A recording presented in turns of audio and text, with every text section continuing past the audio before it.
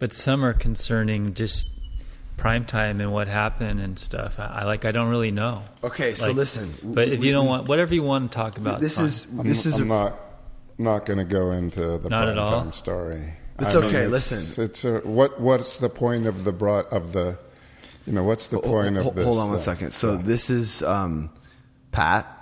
This is the Learning to Lose podcast, as you know, and I'm really excited. And I kind of am with you. We don't even need to fuck all that. But I'm just like, I don't know. I feel like this was one of our goals to have someone like Randy on the podcast. So this is a really special podcast for me, and I'm just really excited to be doing it. And I just want to say that right up front. Randy is here. I am here. Yeah. Right now. Right now. And Randy, I've shared about Randy a few times, the shoe, tying your shoes. Yeah. Is that like kind of your thing, or is that like... It's one of my things. It's one of the things people reference? Yeah. People hear the tapes, they talk about the shoe story. Can we just get that real quick? And the shower story. Well, can you just tell us? Sure. Well, first of all, I'm Randy. Yeah. I'm alcoholic. Yeah. Hi, Randy. Hi, guys. I like to say that when I start, I'm alcoholic. What that means is my body is allergic to alcohol. I can never, ever drink alcohol successfully again because I have become allergic to it. The reason I became allergic to alcohol was because I have this mind. It's a self-talking mind that talks to me. And the way that it talks to me is not nice. It's not friendly. It's a fault-finding, opinionated, unsatisfiable mind. Oh my God, dude. I'm trying to meditate. We just meditated for 10 minutes. Right. I can't, my mind is trying to kill me. Yeah. I just left the shoot and I'm going crazy. I mean, everything's great. Right. But my partner just said he didn't want me on the shoot.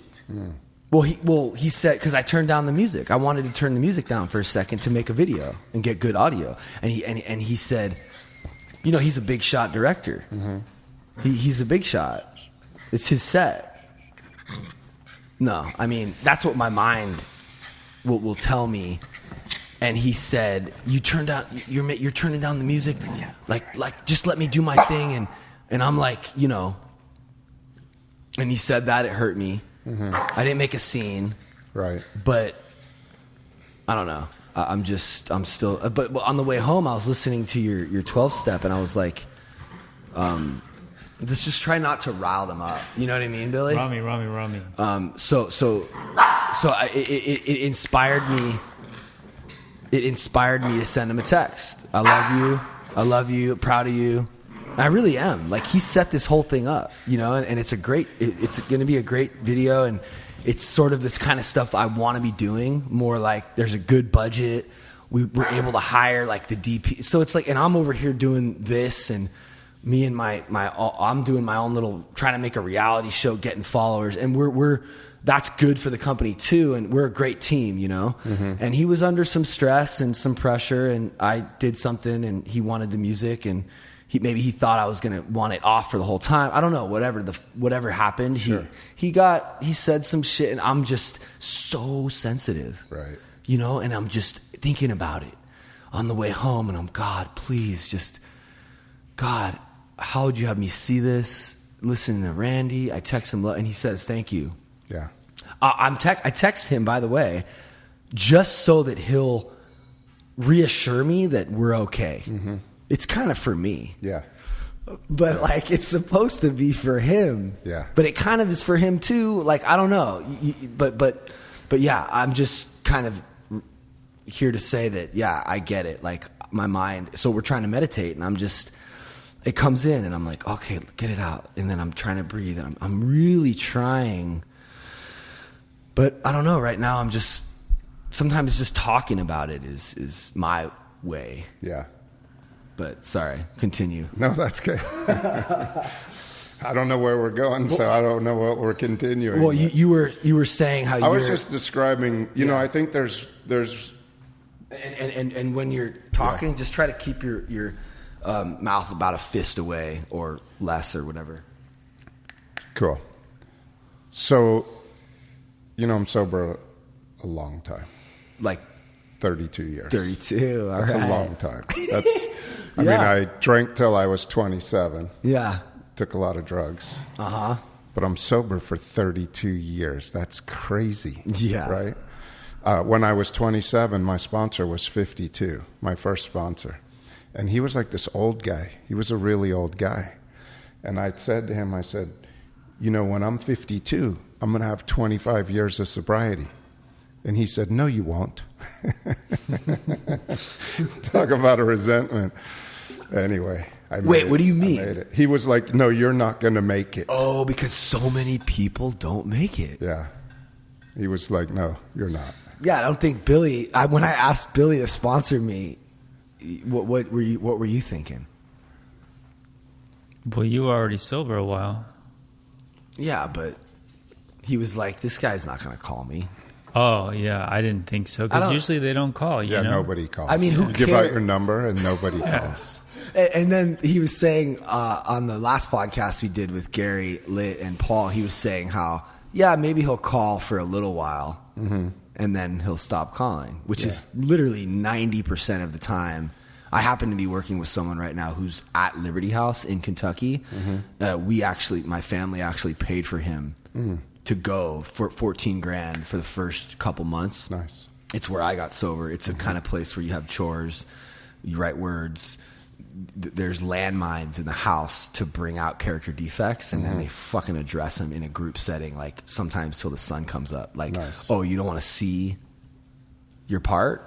Well, we're going to force you to see your part. So they sort of force willingness and humility for certain types of alcoholics who I think need it. I mean, there are some that, I don't know if I don't think I would have been able to make it if I was on my own in my parents' house. But maybe I could have. I just think I needed that for a little while. Yeah. Everybody needs what they need to hit their bottom, to have their type of sobriety. That's what's so beautiful about the program, is that there's a lot of ways. Everybody does the steps their own way. Everybody does. Right. One of the most misused lines in the big book is, if you're willing to go to any length. Most people think of that as any length, like this huge thing, like, are you willing to cut your left arm off to stay sober? No, I'm not willing to go to any length. Right. I'm willing to go to any length. Oh. I'm willing to pick up the phone. Whoa. I'm willing to go to a treatment center even though I don't want to. I'm willing to go to a meeting, but I'm not going to listen. I sponsored a guy. He got court ordered to go to meetings. And he went because he got court ordered, but he only went to Spanish speaking meetings. And he doesn't speak a word of Spanish.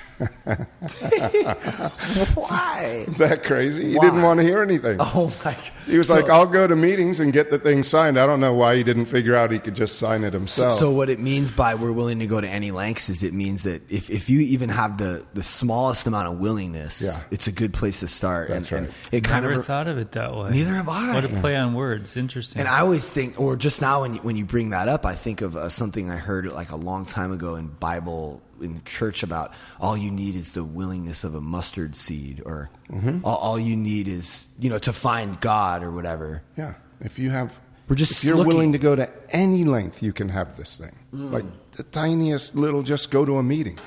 Just pick up a phone. Just open the book. But you got to have some willingness if you want to have this. That's the beginning of the beginning. So. And then that usually turns into more and more and more, and then you're surrendering more and more. I think so. Or at least that's what happens at Liberty House. They kind of, you're kind of there. You kind of get beaten into surrender. Dude, they're like, it's crazy over there. But you didn't run away. You could have run away. Actually, I did. So away. This is what happened. I tried to leave after 5 days, but the thing about a place like that is they get your family, on board as much as they can, and don't let them back home. And she didn't let me. I threw my stuff in the street. I'm running across Santa Monica. I almost got hit by a car chasing my mom on Santa Monica Boulevard. But then Jaime, my first sponsor, said, listen, surrendering is, when two people are fighting a war, if one side surrenders, they join the winning team. There's something under the couch. You have to grab it. And the war's over. And you're a part of the winning team. Mm. It doesn't mean you lose. Yeah. Which kind of reminds me of learning to lose. Right. The phrase and the statement, it has so many, it can take on so many different meanings. And, but he said that and I was like, oh wow, like all these guys here are sober. Why do I not want to be here so bad? Mm-hmm. And I kind of made a small surrender that night. And the next day I heard something profound because I was finally a little bit open to hear it.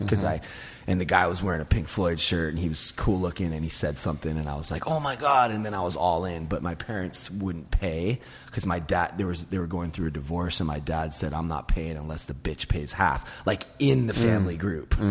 But their kids finally like ready to get sober and stay, and their fight and hatred towards each other was outweighed their desire to want me to stay. So they let me go, but I kept coming back to meetings and somehow stayed sober. I'm gonna fix this, but you can talk. Here, get up for a second, Billy. Here, will you just grab it? There's nothing under. Yeah, there is. Oh, way back there. Okay, you can put it down.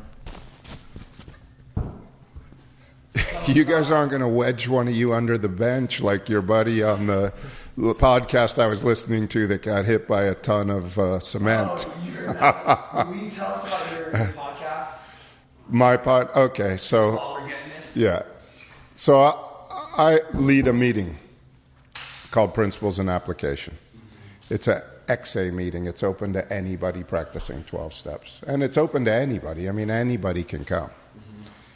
We meet on Wednesdays and Saturdays. I lead it on Wednesdays and Saturdays, but it's a meeting every day. So if anyone wants to go to that meeting Yeah. or hear your message, Yeah. how can they do that? I want to get that. So if you want to hear a podcast of the 12 steps and some other talks that I do, you can go to randymermel.com. And that's Randy, Randy. Mermel, MERMELL.com. And on that website, you can sort of find. You can whatever. right on the front page. I mean, it's basically all there to And make is it easy to get to the broadcast. Is the Principles and Application YouTube there too? The principles. You know what? I need to figure that out. I'm not positive if it's linked to the YouTube, but it will be. Yeah. So that's another. Yeah. There's Principles and Application on YouTube. So many people have listened to the tapes now that if you just put in Principles and Application in YouTube, it comes up. Yeah, I've done it. Right? Actually, I was searching for principles in recovery. Right. I'm like principles in recovery, and then I finally found it when I forget how I got it. I realized what it actually was, which is great because it's really about applying. I was just listening to your 12th step. Right. On the podcast, he did 12 steps in 12 days, and you were about to say, you were sort of leading up to like, now I know all this stuff. I got the book, I learned all this stuff, and I didn't get to the part where you were about to say, but it doesn't really mean shit unless I apply it. I'm sure that's where you were going with that. Yeah, pretty much. I mean, there are guys that know the books way better than I do, but like we're here right now in this environment. We just meditated. The goal of the 12th step of 12 steps is not to not drink.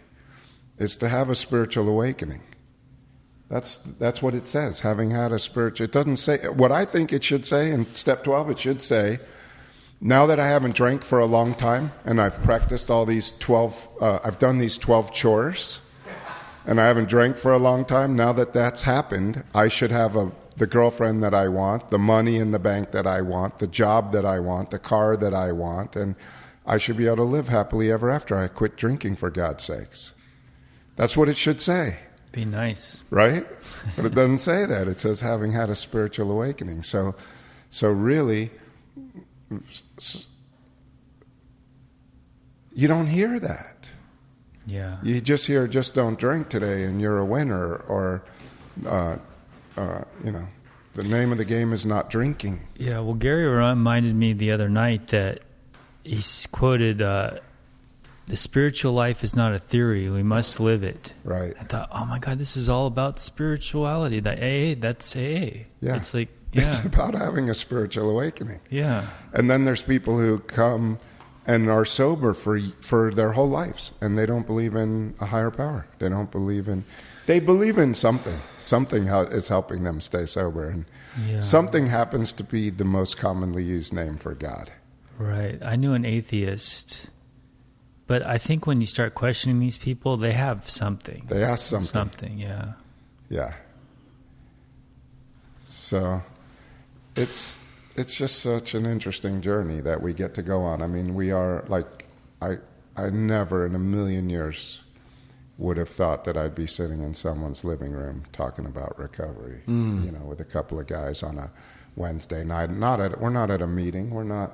This is what I love to do. Yeah, me too. In that 12th step, I mean, half of the first part of the 12th step is having had a spiritual awakening as a result of these steps. Yeah. The awakening is right now. So we're either having it or we're not. You're either talking to yourself on your drive home from your video shoot, or you're having a spiritual awakening, which means you're sharing your life with your higher power. So here's the key, though. It's not permanent. No. And I think that's one thing that I'm wanting to emphasize more is it's not like it just comes and goes every day. Right now. Yeah. Every thought. Yeah, like so you can have the I mean, I guess maybe this would be sort of a question. Like, yes, like something happened that day. I decided, or I really didn't have a choice, but I'm gonna just stay. And I heard this guy share, and something happened inside of me where I was like, oh my God, I want this, and I'm willing, and I'm going to stay, and I'm going to go. And I'm an alcoholic, so once I decide to do something, like I really do it. Like we've done 70 episodes. Like right. I'm like doing all these things. I did the band thing. We got the record deal. Like I did that. Like I do shit. So I'm like, oh, I'm going to do this sobriety thing. I was like all in, and I had the spiritual awakening, but I had a spiritual awakening, but there is no the spiritual awakening. Yeah, I had one. I had a spiritual awakening, and I don't know, something special happened. But then, like, fast forward 5 years later, I'm in Europe. Like, literally, dreams. The dream came true. Right. I willed it.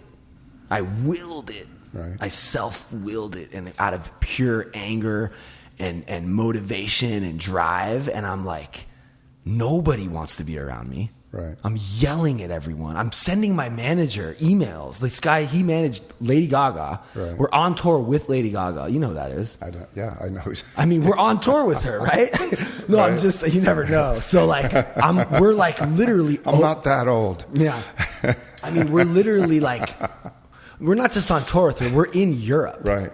So we're getting a whole new fan base. Oh my God. Like I should be so grateful. And I could have been. But I wasn't. I just didn't. The spiritual awakening. I didn't. It wasn't. It was gone. Something was. Yeah, it's not. It's. I mean, that's not someone. That wasn't. The person that we're trying to be.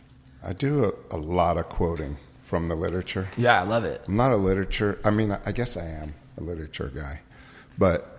In how it works, right? That's read at every single meeting. It says we stand at the turning point. So this is it. Sitting right here in this room, this is a turning point. It's not like when I'm going to decide to get married or get a new job or go on the road. This is the turning point right here, right now. I either ask God's protection and care with complete abandon of self, or I ask my protection and care with complete abandon of God. And that's a sentence, part of a paragraph. The whole paragraph is, half measures avail me nothing. So there is no half. Half measures avail me nothing is not about half measuring the steps or doing the steps half measured. It's about a way of life where right now I'm at the turning point. I ask God's protection and care with complete abandon of self, no half measures. Complete. It's God or it's me. Completely. And so the spiritual awakening is over at the end of this turning point, and I get to recommit right now. Could you be with me? Could you help me? And I didn't realize that. Yeah. I spent years in sobriety not knowing that, not like, Yeah. just lost in self. And it got bad. Yeah. I lost the music thing, and that was the thing I was putting everything, that was defining who I was. Yeah. And it was now all of a sudden God said, nah, I'm taking that. And I hit my knees, and my trainer, Courtney, I don't know if you know Courtney, she's a blonde, she was a part of Primetime years ago. She said, I got a year. I told her about AA. I'm like, this is what I do. She was struggling, and I said, go to AA. And somehow she found Primetime. And she had a year, and she was like so happy. And I was like, dude, you just don't get it. You know what I mean? Yeah. Like, you don't understand. And she's like, no, like this Primetime. And I'm like, whatever. You just don't get it. Like, it's like the thing, but I just didn't get it. And I finally, and I was so desperate that I finally went to Primetime. But like, and I feel like I heard in the beginning when I first started going, I was like, wow, this is kind of crazy. I feel like I wasn't really getting it. Mm-hmm. And then I started listening to the website, and I started listening to you. I can't remember why, but for whatever reason, I was like, your message, the way you said it, the way you spoke, it resonated with me. And I started listening to more and more of your stuff. And one day I heard you talk about tying your shoes in the car. And I started laughing out loud on the 405 by myself in the car when you said you were going to kill yourself. Yeah. And I just, I don't know. I feel like it took me a month or two to really like get what they were saying in Primetime. Really?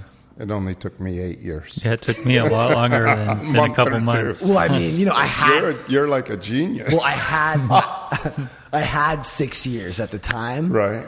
And I came in, and it just because I was able to apply everything that you were saying to all the things I got, and it was my way, and it wasn't enough. And I look at it with my mind, and I make it like shit.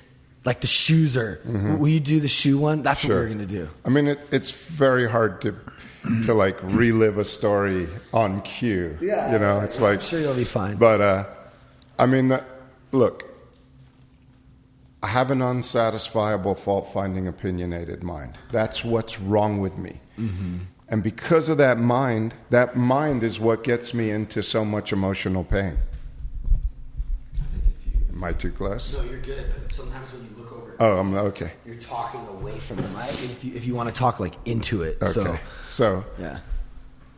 So the reason I drink alcohol is because I get in so much emotional pain from my mind that I need a treatment. And alcohol is the easiest to get, best over-the-counter treatment for my disease. Some people it's cocaine, some people it's pills. It's pills, it's sex, it's shopping, it's all kinds of stuff. Gambling, some people it's gambling. TikTok. Bro. Oh, the phone thing is insane. Hold up. I have almost 300,000 followers. Could you imagine? But could you imagine? I open the app, and every single time I open it, I get a hit. Yeah. We love you. You're helping us so much. Oh yeah, and that's a total endorphin hit. Totally. Every time you get it, every time it buzzes in your pocket, you get an endorphin rush. Yeah, I mean, I turned off the notifications. It's so crazy. Yeah, I understand that. So I can't drink alcohol anymore, right? Because I became allergic to it. My body became allergic to it. So I black out. I crash cars. I can't function in society. You're allergic. You break out in handcuffs. In handcuffs. Every time you drink. Yeah. I never got arrested. That's crazy. Wow. I never got arrested. Never spent a night in jail. That's crazy. But you don't black out every time, and you just never know when you're gonna, right? I blacked out a lot. And I never knew when I was going to. And I never knew when I was going to stop. And I did a lot of crazy, stupid things. Crazy, dangerous, so hard. Crazy. It's so hard to picture. Right? Like Randy as that guy. Like I've posted videos of me as that guy. I have them. So it's pretty easy to imagine me. Yeah, there wasn't like, you couldn't make a video back then. Right. It would be harder. Would have been, you'd have to like hire a crew with a 3/4 inch tape machine carrying it around. Right. That's what it was happening back I think then. alcohol is one of the worst too. You just you get pugnacious. You just get weird. Like, angry. Aggro. So you never took pills, or you just No, did I did a coke? lot of cocaine. I did a lot of mushrooms. I had a prescription for Quaaludes when Quaaludes were legal. I had 100 Quaaludes. Yeah, that's what Gary was talking about, how Quaaludes were just like the best. Quaaludes were fun. I had a lot of fun too. You know, when I hear people say my worst day sober is better than my best day drunk, I'm like, no. Right. No. My worst day sober is better than my last day drunk. Mm-hmm. But man, I had a lot of fun with drugs and alcohol. Insane. And I feel bad for the people that I've hurt, and I've tried to spend my life now making amends to the people that I've harmed. But I'm so glad that I had the experience of becoming alcoholic. I mean, it's kind of weird. It's like I think it's the best thing that ever happened to me today, because I have the best life today because of alcoholism. When you say the best life, is that the best inner life? Or what do you mean, inner and outer? I have a beautiful inner and outer life. I love my life today. So to tell you the shoe story, the way my mind works is my mind's talking to me. It's always talking to me. It's always finding fault. It's always talking away. So, you know, back in the day, I would lean over to tie my shoes. It's a pretty simple thing. You just lean over and you just tie your shoe. No big deal. But I go down to tie my shoe and my mind starts talking to me about my shoes, what kind of shoes I have, and why I need a new pair of shoes. And then it starts talking to me about I don't make enough money to buy new shoes, and I'm married and I got to put all this money in the family, and if I wasn't married, I could have new shoes. Maybe I should get rid of my wife. And there's nothing wrong with my wife except for that I think I need some new shoes and she's getting in the way of it. So it's just my mind talking to me, but the way that it talks to me, it tells me that my life is a mess, that nothing ever works out for me, and that I should kill myself. And all I had to do was tie my shoes. It was not that big a deal. And the same thing happens in the shower. The shower used to be hell for me. I would get in the shower and my mind would start talking to me about work or money or anything. Wow. And by the time I got out of that shower, I wanted to kill myself. Because, you know, you're in the shower by yourself. There's nothing to distract you. It's just you, your mind, and some soap. It should be pretty simple to get in and get out without, you know, unscathed. Yeah, those arguments in the shower are pretty rough sometimes. Yeah, right? Yeah. So did you say sober from the time you went to that rehab the first time? Well, but I had previously tried a different rehab, Right. Las Encinitas, and I tried on my grandma's couch. Not like really. Like, yeah, I tried. I wanted to get sober, but I just, you know. But then when I went to Liberty House, because what they do at Liberty House is so profound. Yeah.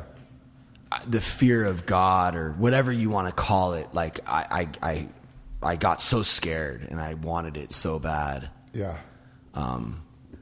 It's just like very serious at Liberty House. Like they're not fucking, like people are dying, and right. and they're really pointing out how sick and selfish you are as an alcoholic, and how much and like shut the fuck up. Like just shut up, listen, and show up for your family and for the people who care about you, and like I don't know. It just, so yeah, I stayed sober. I was 21 and I've been sober ever since. Wow, that's awesome. How long are you sober now? 15 years? 15 years. Crazy. That's crazy. How long, Billy? 25. Wow, it's amazing. Yeah. But I just want to point out that when Randy's talking about tying his shoes and being in the shower, that's what happens when he's in self. That's what happens when you're not connected to a power. Right. But if you do those same things connected, I can have a beautiful shower. you're like, oh, I get to have feet. Like, Yeah. there's so many people that don't even have, they can't even walk. Right. Don't have feet. So Don't have shoes. There's a lot of people with feet that don't have shoes. yeah. But I don't care about them because they're not me. I only care about me. Right. So, yeah, there's people that don't have shoes, but so what? I need shoes. I need good ones. I need to be having a really good experience right now. And it's, this selfish, self-centered mind that only wants what it wants when it wants it. Yeah, so let me ask you this. So there's no half measures. You're either in new character, you're an old character. Yeah. There is no in between. It's all or nothing. Yeah. There's no half measures. So you can be sort of okay in old character, like you're Yeah. not real bad, but you're not in the new character where you're. What does it feel like to be in the new character? I mean, To be in new character is to be present right here, right now. Are you aware of the breath going in and out of your body right now? well, now Right that now you you mention are. it, yeah. Yeah. But you can't. Is there not suffering in new character, or is there no pain in new character, or is there? There's peace. There's peace no matter what's going on. So even if you're There's in an pain, inner peace. Yeah.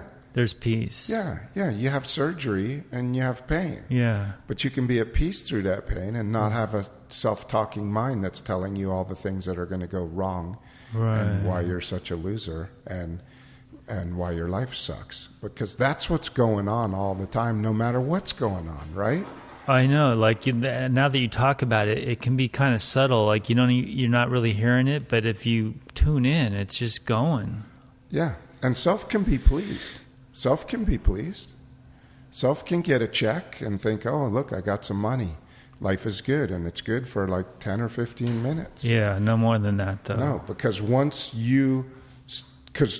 I get the check and I'm all happy about the check, then I start talking to myself about what I need.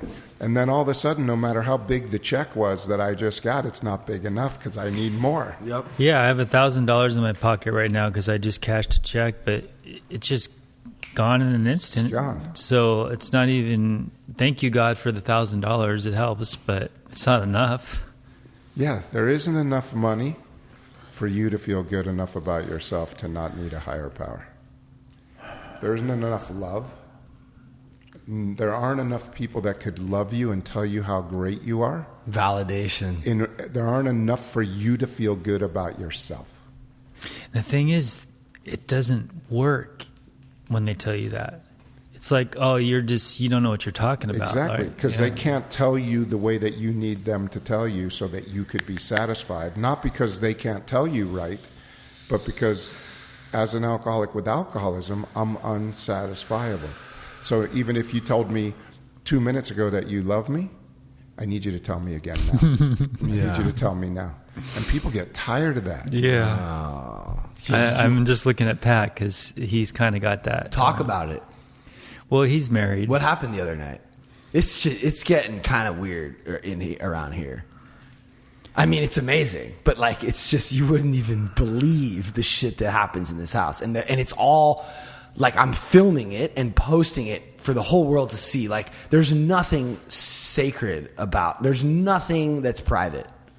Like, my wife's mad at me. I'm filming her talking about how I'm a little fucking baby and I'm always complaining and I'm the victim. And then I go over to Billy and Billy's like, it's just a whole, like, Billy's like, do you guys want me to chime in here? And he's like helping us. He's like giving his, and it's like all good. I welcome it. I don't know if I'm helping, but when you're in the middle of it, you want to say something. But so the other night, you said, "Good job, Pat. You're doing great." Because there's a lot of amazing stuff happening in my life right now, and I'm really grateful for it. Great. And he sees good stuff's happening to him too. He's a part of this thing. He's a part of this thing we're doing, and it's pretty incredible. But you said, "Good job." I said, "You're a good boy. You're doing a good job."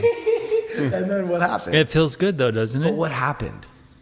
Then your wife said some kind of sarcastic joke, and you got all wigged out. No, what'd she say? She said, "Oh, because your dad never gave you the No. validation." I said, and she said, "Well, your mom gave you too much." No. She basically like minimized the good job I'm doing, or kind of like was sarcastically saying something. And I just looked over and I was like, "Do you really need to like do that? Like, I'm fucked up. I just stopped taking my antidepressant. I'm in a weird fucking way right now. It's all about me. Look at all the shit I'm doing, you know?" Like, and she just like, no. Like, Randy's been married 20 years. 20 years. And that's just like, it's so weird that I didn't know that. I guess why would I know that? I just feel like that's something to say, to talk about, I think, because like, for me, knowing that it just like sort of validates your character, because a lot of people can come into AA and say a bunch of good shit, but then they go home and they're just miserable. Mm-hmm. And I always kind of thought like, this guy's message is almost like too good to be true. He must be some kind of serial killer or something. And I feel like some people, I almost feel like I want to say that like my buddy Chris, who's like, can't wait for this podcast to come out. He's like, "Are you going to live stream it? I want to watch." Like, do you know my friend Chris Saavedra? Yeah, he's been coming to the Monday night meeting. Yeah. He's great. I almost even want to say, or no, maybe it was Travis who said like, you know, because he didn't really like the whole primetime thing. He kind of made some sideways comment about like maybe like Randy goes home and beats his girlfriend or whatever. Mm-hmm. But just for me, like knowing you've been married for 20 years and you have a kid and like you've been able to keep it going is that's like that's right on. That's like a cool thing, because marriage or any relationship will make being sober or being it says in the literature that's the woes. That's our biggest woe. I don't know how it says exactly, but our biggest issue is relationships. We have the total inability to form a true partnership with another human being. Total. We have the total inability. But inability. But when you say we, you mean like I. But without as God. an alcoholic with alcoholism. Right. Going into the fourth step, I have a total inability to form a true partnership with another human being. I can see that clear with my ex. I think maybe I never formed a real relationship with her, and that's what finally drove her crazy. Like, yeah. I don't even know what it looks like to have Yeah. So we're takers. Alcoholics are takers. We only have a girlfriend because for us, I have a girlfriend for me. She's mine. It's my girlfriend. And she's supposed to do a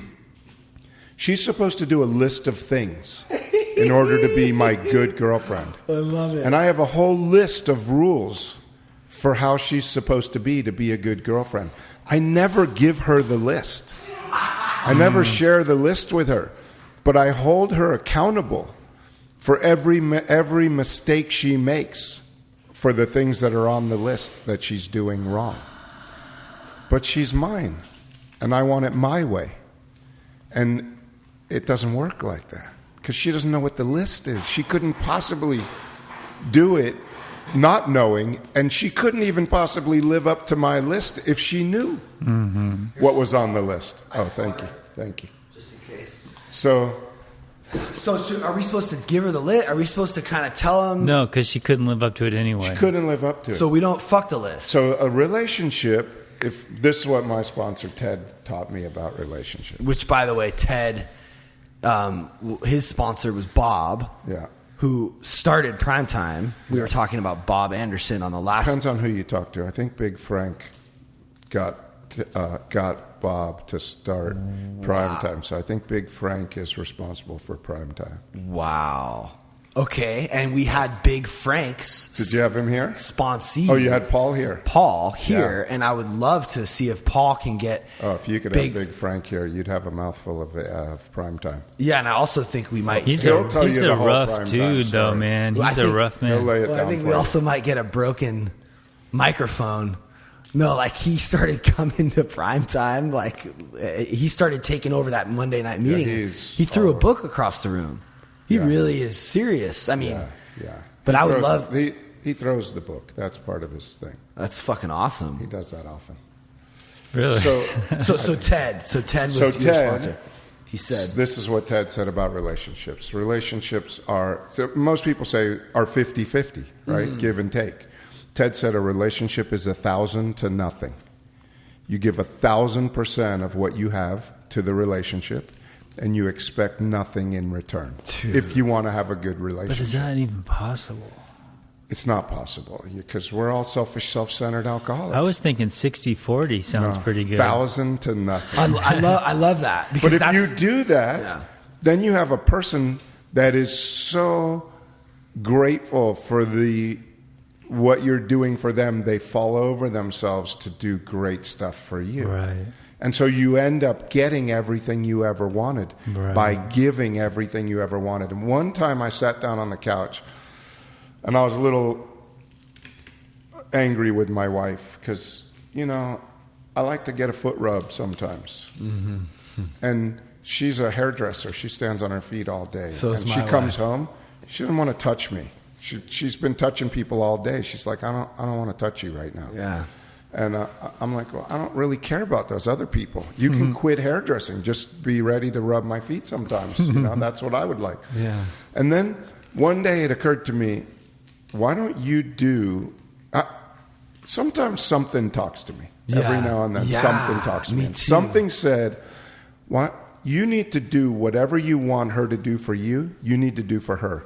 Wow. First, without saying anything. So when I want a foot rub, I give my wife a foot rub. When I want the kitchen clean, I clean the kitchen.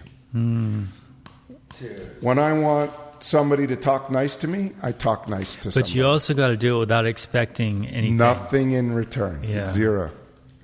So the 1,000% thing I like because it's a warped, exaggerated expression for a warped mind. Right. So it's like Doesn't make any sense at all. 1,000% to none. Okay, great. Now let me take that because there's no way for my mind to warp that into. Oh, but I should be getting something. No, you're not going to get shit. No, but you get it Oh, all. you definitely get it. But you can't give to get. No. If you're giving to get, you blew it. It's like the intention is so important. You can't give to get. No. And it's actually not even that hard, I feel like, because when we're doing that, we just feel better about ourselves. Yeah, even if you don't get, you feel better about yourself, right? Yeah, because all of the gift is in the giving. It's so crazy. It's flowing through you, the love or the... Then why are we so thing. wired to get and not give? It just, why are we that way? Who knows, right? Like, Yeah, it doesn't matter why. We are. Well, right? We are. I actually think it does matter why, and I just think that we haven't. I think that AA and alcoholism as a disease and this whole thing it's still kind of a new thing. It's self-diagnosed. It's like there are different degrees, I think, of alcoholics, and I think we're still learning a lot. And I think that, like, it says science and psychology might sort of.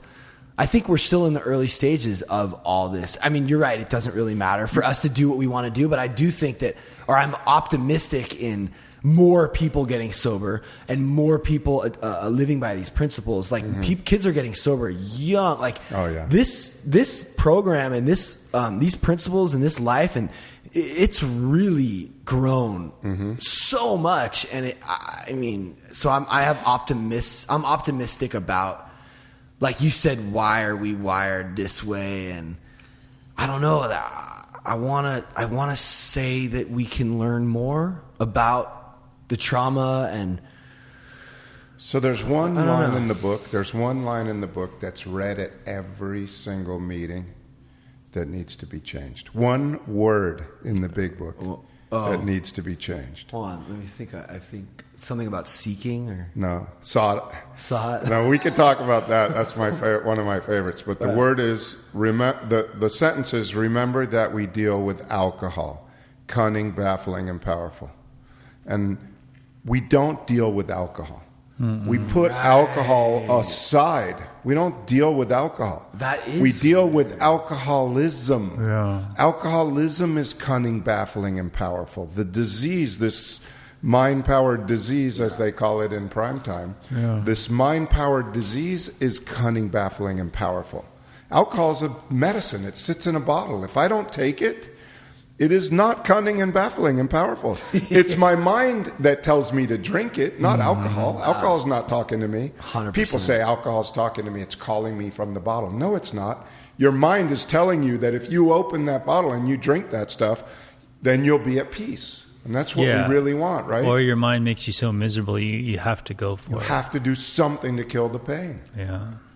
Some people use bullets to kill the pain in their mind. They blow their brains out. I can relate with that, yeah.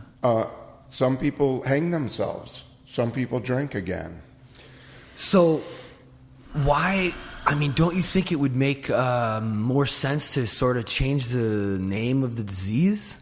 It would be, I think the name of the disease is bizarre. It throws everyone because it's hard off. to relate for a lot. Yeah, it really throws people off, and that's what I'm saying is I think we've learned so much about it over the years that I don't know. I mean, I think that's kind of where we're trying to go with the learning. You know, for me, I was more of a drug addict than an alcoholic. I only drank when I didn't have drugs. Mm-hmm. So it was hard. I went to MA, I went to NA, but I just didn't get it until I really got into AA. But you have alcoholism. I have alcoholism. The worst name for the disease. Well, the way I finally decided to make myself fit in is if I do alcohol, I'm going to do drugs. Right. There's no way I'm not going to do one without the other. So, well, at Liberty House, they said, "Shut the fuck up, dude. You're not different. You're not unique. You're a fucking alcoholic." Yeah, but at AA, you have to be an alcoholic. I'm an alcoholic. I didn't drink either. If you're in AA, you have to identify as an alcoholic. Yeah, but they said, but I always wanted to make I'm an addict. I'm an alcoholic and an addict. And they're like, dude, stop saying that, fool. You're just like everyone else. Yeah, but they didn't tell you why. No, they did. I mean, that's why. They told you why? Well, they in their sober living, they're like, you're like it doesn't matter what you use. Right. You're an addict. You have an addictive mind, just like everyone here. Yeah, but it's still all centered on the addiction to drugs or addiction to alcohol. Right. So the reason alcoholism is such a terrible name is because the disease is named after the treatment of the disease. And then it sounds like if you take the alcohol out of alcoholism, that you're going to be fine. But that's crazy. You take the alcohol out of an alcoholic with alcoholism and they get worse, not better. Yeah. But don't you think that Bill and Bob and whoever, when they started this program, don't you think that they didn't really... They must not have really realized that, or at the level that we're talking about it. There's a lot more to know. Right. So they didn't. The book is right. Just the beginning. Yeah, I almost feel like Bob was extracting something that wasn't even there on the level that he put it there. This whole idea of like the second part of step one, which is my thought. Like it doesn't say thought life. Right. It says it should, but it doesn't. So it's almost like Bob was sort of, and replaced drinking with thinking and thought. Like it's like, okay, so now that we have some time sober, we sort of need to tweak it a little bit. Yes. Yeah. Well, I've gone in and changed words. I put it in the first person, because it just speaks to me when I do that instead of we. Billy's always. I used to, but You have to do that. It's important because somehow it really me. We're talking about me. Sense. Yeah. Yeah. Yeah. Otherwise, it's a story about us and we. To me. We as you two guys. Yeah. If we would work the program good, we being you two guys, my life would be fine. Yeah. Right. But we are a bunch of assholes, and I have to deal with you. Yeah. Right. And so you're we, I'm not we. Right. We don't do anything. We get the benefits of you guys acting better. Gary walked in outside. He said, "Hey," and I was like, "Hey, what's going on?" And he said, "I'm like, I can't remember what I said, but he was just like, yeah, I'm Gary. I'm a legend in my own mind." Yeah. It's just like we all think that we're. I just remember going into that meeting, just sort of knowing I was a little better than everyone there. You know what this makes me? I'll just mention this quickly. But I used to look so forward to the Monday night meetings. Every week I was like, couldn't wait for Monday. Yeah. When it was hot, was going, and I would come out of there inspired. Oh my God. And the way I'm feeling now is like I'm losing that self-centeredness a little bit and seeing a broader picture. Nice. And it's just so inspiring. No, that's what Randy. That's what Randy will bring out. Yeah. I love it. So Yeah, that's wait, like your talent right there. But wait, there's one thing okay, so this is what we're trying to explore, and with this whole learning to lose brand, it's sort of a lifestyle, and my wife smokes weed every day, and I am fine with that because it doesn't have anything to do with me. Mm-hmm. I'm not going to, when I'm fucked up, right. I want to say it's because she's smoking weed and I might be able to connect, but she's not an alcoholic. She was sober for 5 years when I first got sober. Right. Just cause why not? Right. My boyfriend's getting sober. Hey, I'm going to stop drinking. I was a little bit of a messy drunk, right? 5 years later, she decides to have some wine in Europe and she's not an alcoholic. And she's not, because she doesn't fucking obsess on it the way I do. Right. So our whole thing is like, my whole thing and this whole thing we're trying to do is, this is a design for living, for every human being on the planet. For me. I mean, It's just for me. Right. If you get anything out of this conversation, good for you. Yeah, great. It's just for me. Yeah, And I don't mean that in a selfish way. Yeah. I'm here. If you want it, you can have it. I'll give you everything I got. But this is a design for living for me and anyone who wants it. Yeah, and it turns out a lot of people want it. A lot of people want it. Turns out a lot of people who aren't, air quotes, alcoholics still want it and need it. Because I have friends, this guy Jason, he wrote this Maroon 5 song. It's platinum. He gave me this fucking plaque. He's a really good friend of mine. Can we play a song? Oh, I'd love to, but hold on How one do we second. do it? I'll show you. All So right. we're here on the Learning to Lose podcast. I'm doing a little post, and I was just saying how Jason and Victoria, they're not alcoholics, right? But they need to remember that their minds are unsatisfiable, and their ego, to keep their ego in check. And these principles are designed. We have Randy here. I'm really excited. We've been talking about, it just goes where it goes. And we got Dino here. But what I'm saying is that Learning to Lose is sort of a program or a lifestyle for anyone who wants to be happier. We found this message through Alcoholics Anonymous, but that was just a part of our story. So he wants to play a song. Which song? Just, something. But yeah, so what I need from you is to just try to talk a little bit louder. I don't know why, but your signal is just like so quiet. And you're turned up like more than us. Well, you and Randy both have those voices. So maybe just stay aware of it. Okay. All right. And just, you don't need to yell. I'm not going to yell. Yeah, so. Will you talk about your experience with Randy when you first heard about him? And well, I just started coming to the Monday night meeting, and he was the secretary, and it was just a good meeting. It seemed like just about everyone who shared was really sharing about what we're talking about now, and he would kind of, be in the secretary. I don't know. It just, it worked very well. Yeah, I just I missed that. I mean, it's gone now, but it was a real phenomena. Yeah, it's too bad. I really, the Monday night meeting. I would. Is it gone completely? Well, it's just not. It's not what it a was. shadow of what it was. Yeah. I remember bringing people. You know, Monday night was Bob's meeting. It was Bob's meeting. Mm-hmm. Bob led it every Monday. I went there every Monday because I wanted to hear Bob speak. Right. When Bob missed the meeting, it was like, oh, damn.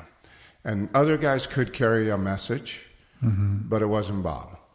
And that was his thing. And, you know, Primetime, this is my opinion of what it was when it started. Bob sponsored some guys, like 12 of them. And they were meeting in a guy's restaurant. And it got too big for the restaurant. So they decided to get a room. And it was Bob and his 12 sponsees getting a place where they could meet. And it was called the ABCs for Life when it first started. That was the name of the meeting. And they had a list of words. And they were going to take a word from recovery, a recovery word, and talk about it every night. And so they sat around in this room in a circle. In the middle of the room, there was a pole. And it was so crazy because there's a pole in the middle of the room so you can't see the guy across from you. I'm like, why don't you, the circle would fit over here. You don't have to be around the pole. But that was one of the things that drove me crazy, right? Because why would they put the pole in the middle of the room? Yeah. But anyway, so the meeting happened. And then they tried to have other guys lead the meeting, but nobody could lead the meeting the way that Bob could. So it was Bob's meeting for the guys he sponsored. And then my impression was the guys he sponsored said, hey, we sponsor guys. Can we bring our guys? And so they brought their guys. So it wasn't a meeting. It wasn't in the directory. It wasn't a thing. It was Bob and the guys he sponsored and the guys they sponsored. And that was the meeting, and Bob led it. And then... So it wasn't really an AA meeting? Is that what you're saying?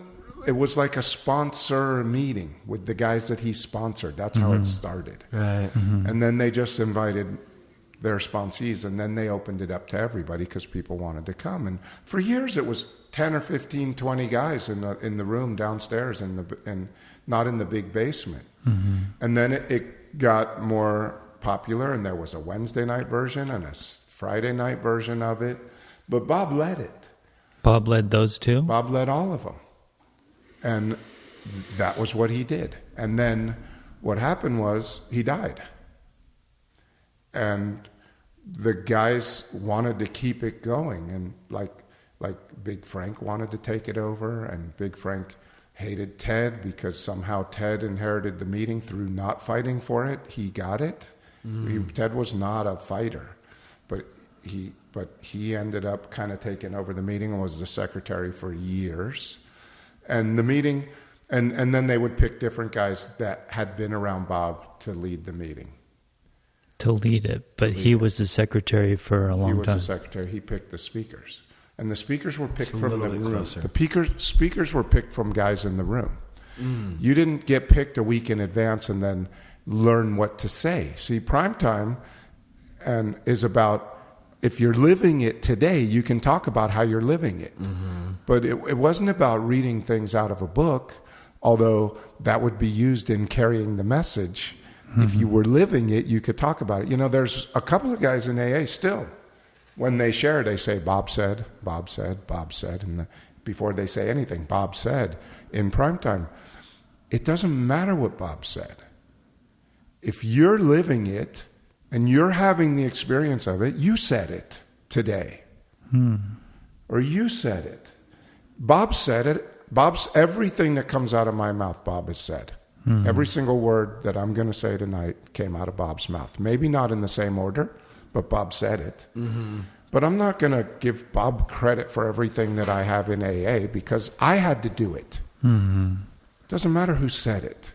I have to do it. You have to do it. So one day I was at a food show, and I was going to the Monday night meeting, and it was far from my house. For me to go to Monday night, it was like a 5-hour meeting every Monday, and I went there for 22 years. Can't believe you guys did that. 22 years. Over the 5 hill. hours. You mean it was 5 hours? Like you mean? I'd leave at Traffic. 5 o'clock to drive over. I made the coffee for 3 straight years while Bob was alive. dude. I'd drive over, I'd make the coffee, I'd have dinner with my sponsor while the coffee was brewing, then we'd have the meeting, and then, I usually drove my sponsor, so I had to drive him back home, and then by the time I got home, and getting over the hill from Santa Monica to Sherman Oaks was terrible. Pain in the butt, yeah. So, I drive from here. Yeah.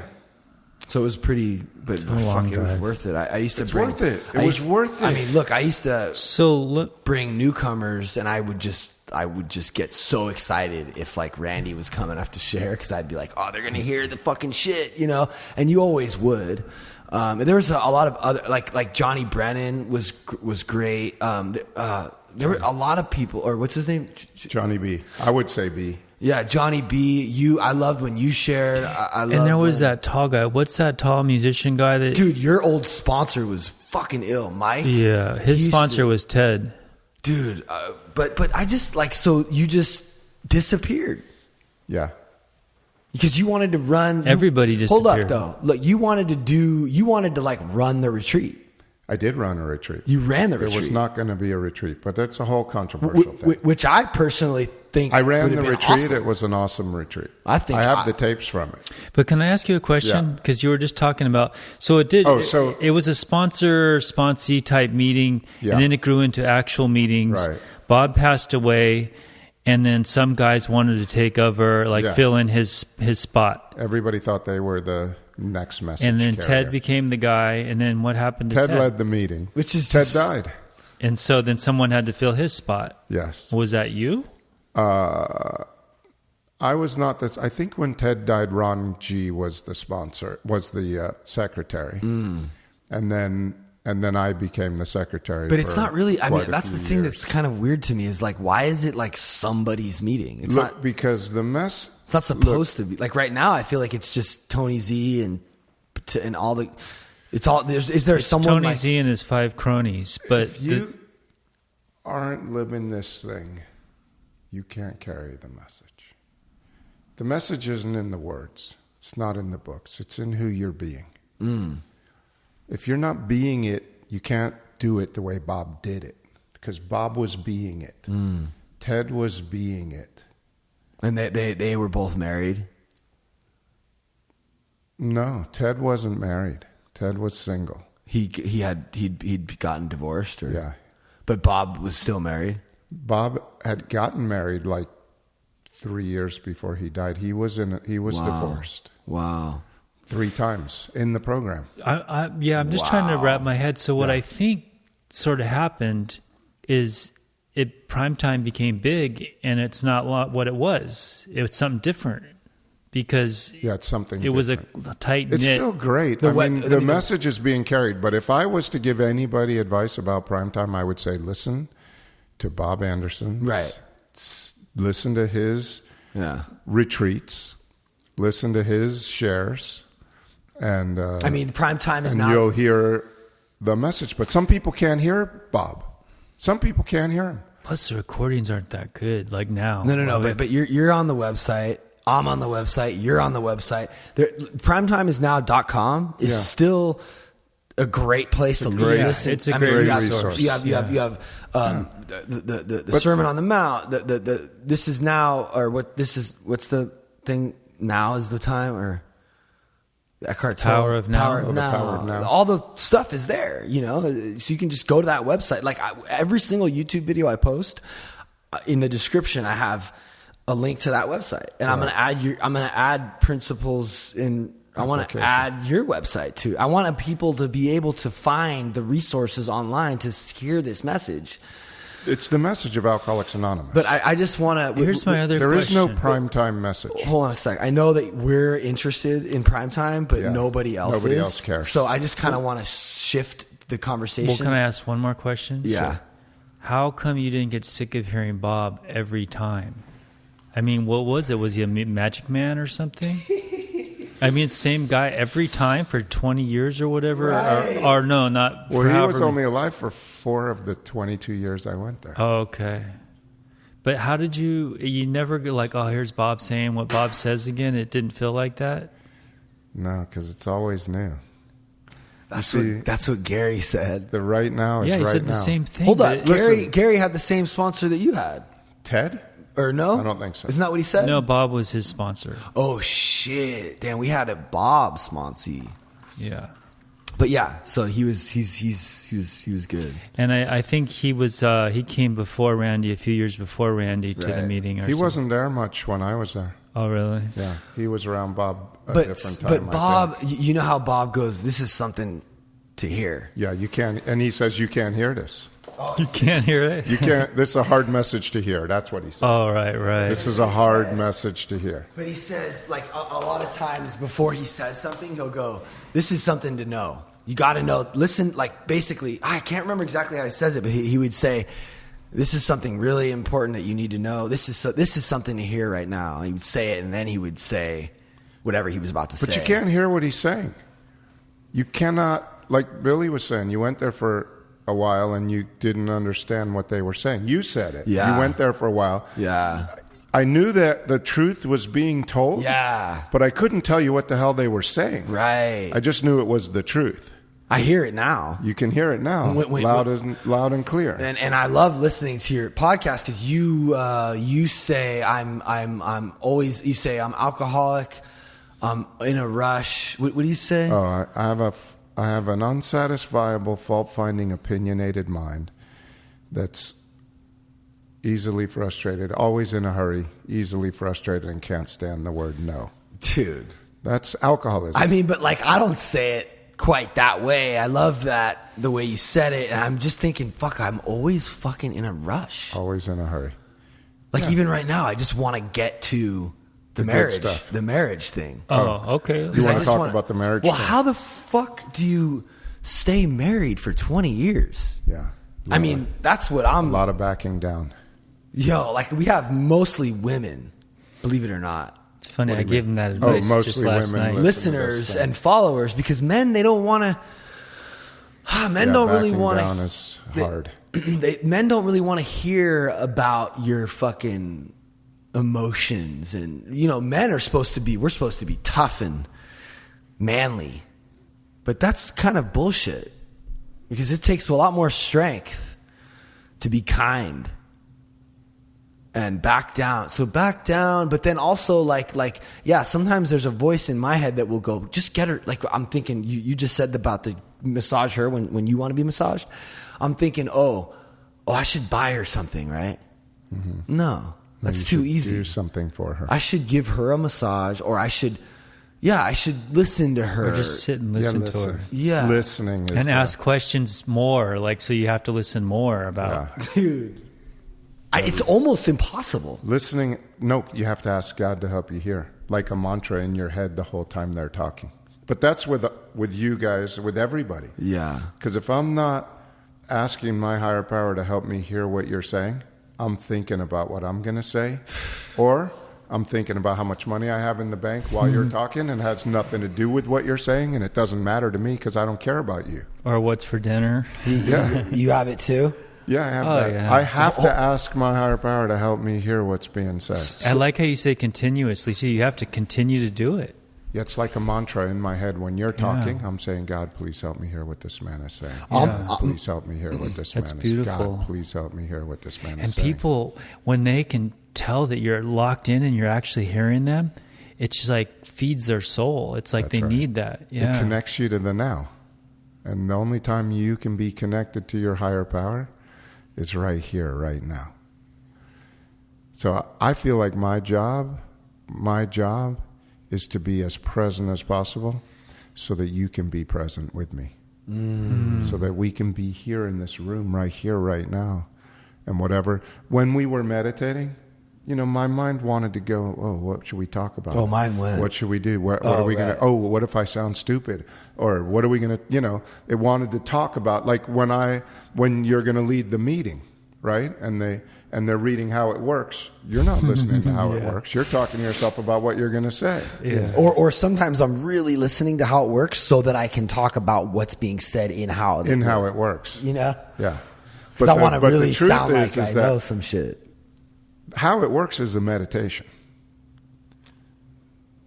what I try to do now is I ask my higher power to help me hear every word that's being read and how it works. Because can you is read it or just say how it works, or just say it if you memorized it? Just like summarize it. Oh, I love how it works. I mean, I could talk for 3 hours about how it works. Well, let's just Let's just read it a little. Let's just so they know what we're talking about. Rarely have I seen a person fail who has thoroughly followed this path. Those Rarely. who do not recover are people who cannot or will not completely give themselves to this simple program. Usually, people, men and women who are constitutionally incapable of being honest with themselves. They're not at fault. I'm not at fault. I seem to have been born this way. So if you meditate on those words as it's being read, they don't read it like that. They read it we, but I turn it into I. And also you changed Those who our do not path recover. to this path. So basically what that's saying is if you do this, get a sponsor, do the steps from the book, you're going to stay sober. Yeah. I mean, rarely have we seen a person fail who has thoroughly followed our path, but you need to thoroughly follow the path. So this is one thing that But thoroughly is wide. Right. It's not any length. Oh. It's any length. Okay. Right? Yeah. Thoroughly is very wide. But what's more interesting about that, those who do not recover are people who cannot or will not completely give themselves to this simple program. I'm a will not. I will not completely give myself to this simple program. And the reason why is because I'm constitutionally incapable of being honest with myself. And I seem to have been born that way. Yeah. In another part in the book, it talks about 100 forms of fear, self-delusion, self-pity. I got Randy here. Big deal. We're getting into it right now on the podcast. And then the self-delusion part, Gary brought that up, and I had forgotten about that. Like, we're delusional. We're totally delusional. Like, I'm living a fantasy that's really not reality in my own head. That's right. And that's why I have trouble. And like you said, the mind, the, what is it? The unsatisfiable, irritable, what do you say? Unsatisfiable, fault-finding, opinionated mind. Fault-finding, opinionated. That's always Yeah, in a I live hurry. with that every day. Yeah. All day long. Yeah. So, right now, I could start to do what it asked me to do in the second step, which is rightly relate myself. And then that I get power. relief. And then I get Not only relief relief, right now. but it's just a different way of being. Yeah. Yeah. It's more of a loving, like, appreciative state of mind or something. Yeah. Yeah. And nothing changes. Nothing, On the yeah. outside. It's all 100% inside. Yeah, nothing changes, but everything changes at the same time. It's really amazing. Yeah. Yeah. And if you do the 12 steps, like 4, 5, and 6 is where I learn to become capable of being honest with myself. I learn how to take inventory. I learn how to see my part in what's going on in my life.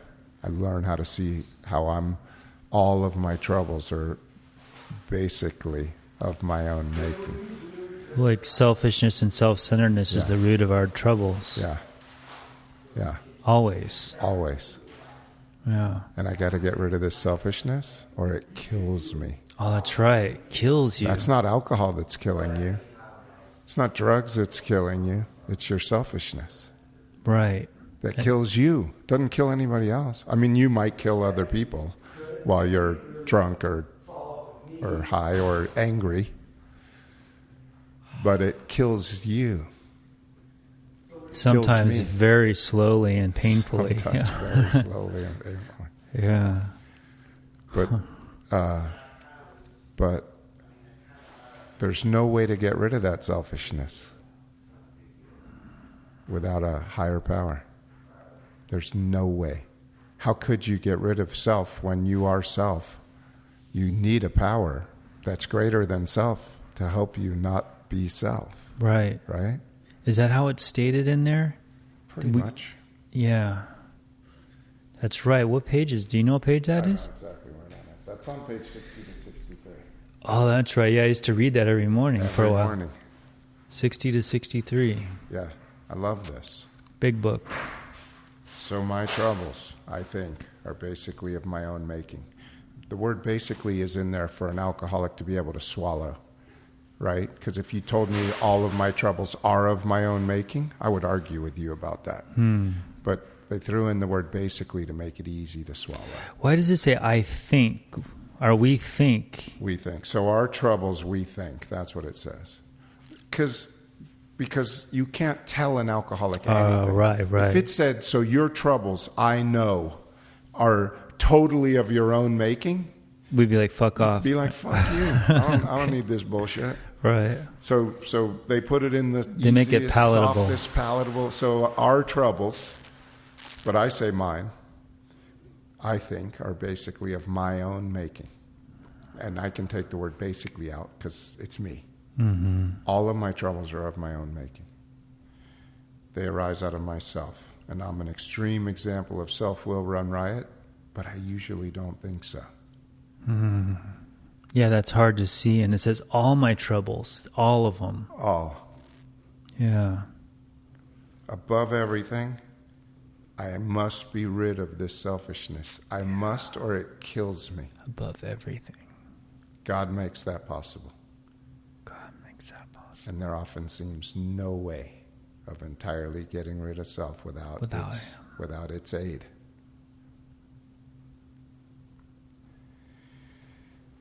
And I've had moral and philosophical convictions galore, right? I'm going to lose weight. I'm going to learn some new stuff. I'm going to do yoga. I'm going to meditate. I'm going to do all these things, but I'm going to start tomorrow.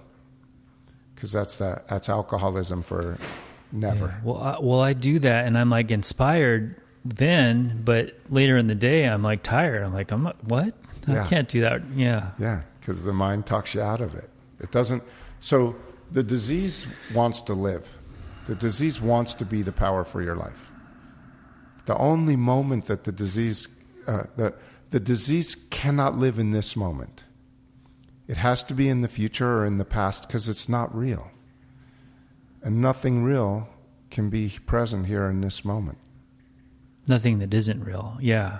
Nothing that isn't real can't be present. That's interesting. Like Course in Miracles stuff. But it's so deep that you have to say it in like a triple negative. That's the way that whole book is written. So in the present, nothing... Unreal can exist in the present moment. That's amazing. So you're an actor. You were an actor. You wanted to be an actor. Yeah. And how? Why? You love movies? Sorry, I'm just no. I keep it kind of. I just want to be in the middle of everything. Yeah. I just wanted to be an actor. I just want to make a lot of money doing something that sounded like it was fun, right, and easy, and it's not. It's a very yeah. People work very hard at it. I just wanted to show up and say some words and be famous.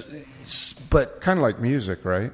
Yeah. Everybody wants to be a rock star, but being good in music is a talent. It's something you have to work at. Airports, hotels, and I mean, you go, I want to be an actor or I want to be a musician, but what does that really look like? Yeah. It looks like airports, hotels, people you don't know.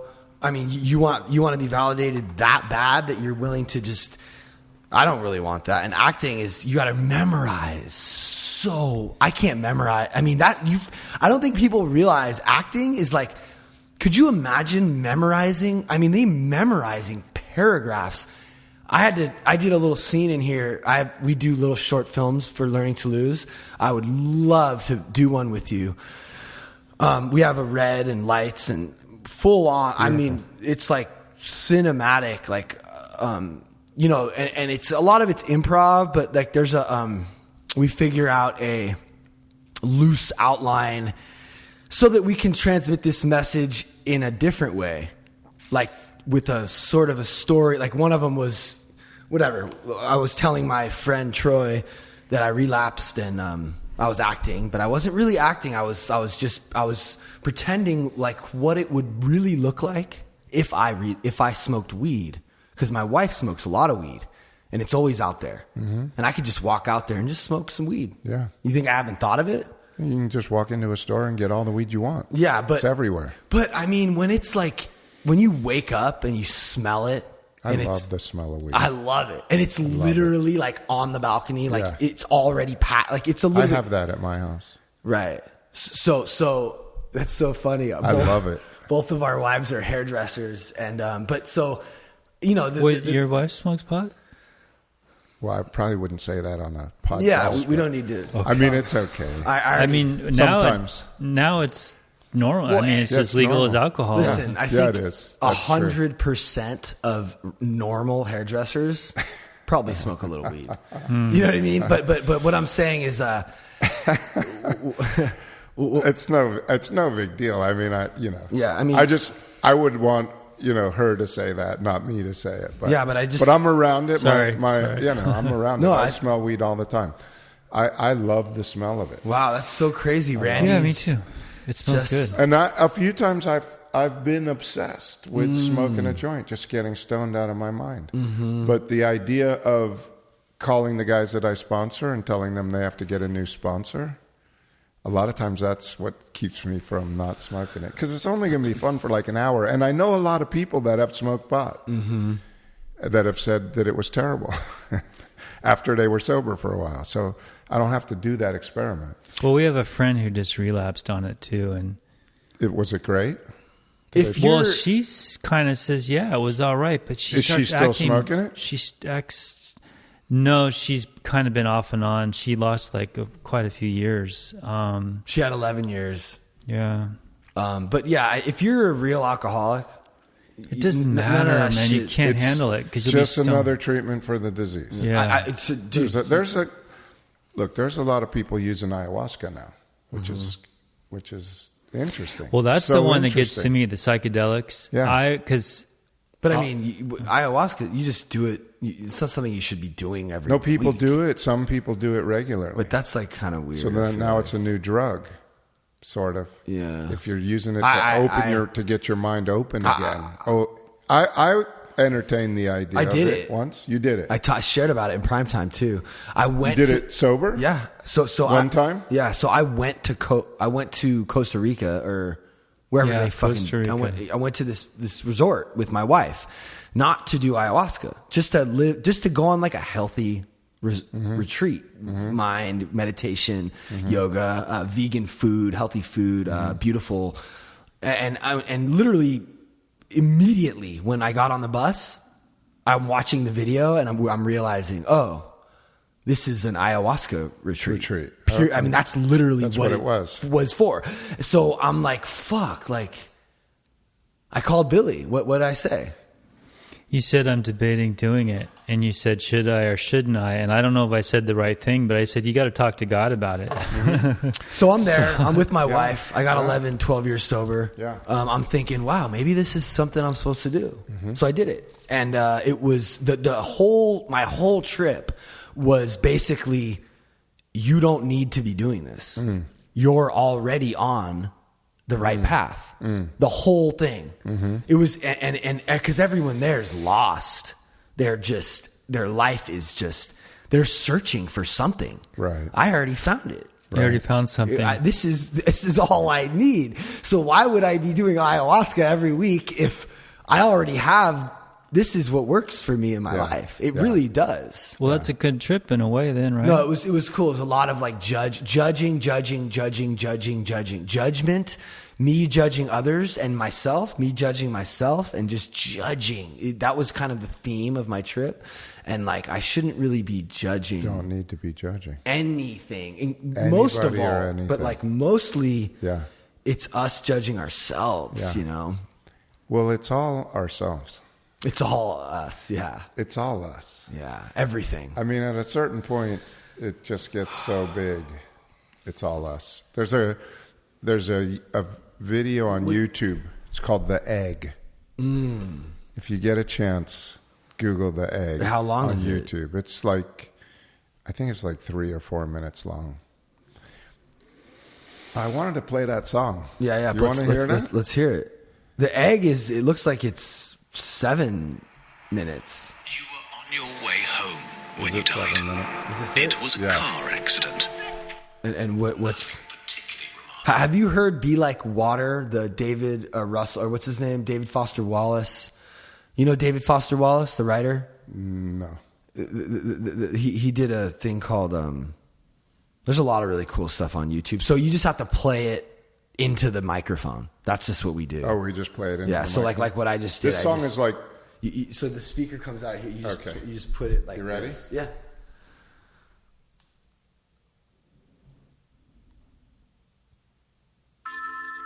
Drugs, gambling, sex, shopping, addictions, it's all alcoholism. Alcoholism. If alcoholism isn't alcohol, then what is it? What is it? What is the ism? The American Medical Society says that it is a disease. It's a disease that centers in my mind. It's a seemingly hopeless state of mind and body. Well, my body only suffers when I put drugs and alcohol in it. When I stop drinking and drugging, my body gets better. Getting better. The physical cravings go away and most of the physical damage repairs itself. Getting better. So it's my mind that causes all my suffering. What you say? I have a seemingly hopeless state of mind and body. It's seemingly hopeless because there are people around with the disease that seem to have been healed, that seem to be happy, joyous, and free, that have a good life. I want what they have. They seem to have recovered in this moment from the ism. That's what I want. I want it now. To be free from my mind. To find some peace. Just a little peace. But with my untreated mind, there is no peace. What I've found for my life is that untreated alcoholism is in my mind. It's in my mind. It's a mind-powered disease. It's always talking to me. It lives in my mind like a parasite. Talking away. And it constantly tells me that I need something added or something taken away so I can be happy or okay. Not good enough. You don't have that something is wrong, that something's not right. My mind untreated is an unsatisfied mind. A fault-finding and opinionated mind. You can't be happy. The crazy part is that my mind speaks to me in my own voice. Hello. And I believe what it says. Because why would I lie to myself? Why would I say that? But isn't it peculiar when my mind says that I need to break up with the girl I'm with? Gotta get rid of her. Because of something it's told me is wrong with her. I need a new one. And it starts telling me non-stop until I do what it says. Get rid of her. My mind keeps telling me to break up. Break up. You're never gonna be happy if you stay with her. It tells me night and day in my own words, in my own voice. Be a man. And when I finally get up the courage to break up with her, do it now. Not 10 minutes after I do it, my mind, in the same voice, says, why did you do that? Why? You're so stupid. What's the matter with you? She's the best girl you're ever gonna have. When are you gonna figure this out? And it starts all over again. You're a loser. You're stupid. There's something wrong with me and it's not alcohol. Alcohol didn't make me do that. Why I do? My mind made me do that. And it does it over and over again. It's trying to kill me, my own mind. It's an unsatisfied, fault-finding, opinionated mind. If you had one of those, you would be happy. I have to see it. Someone has to help me see it, because I can't see it myself. If I could, I would. And this mind drives me, and is the power for my life. You're a loser.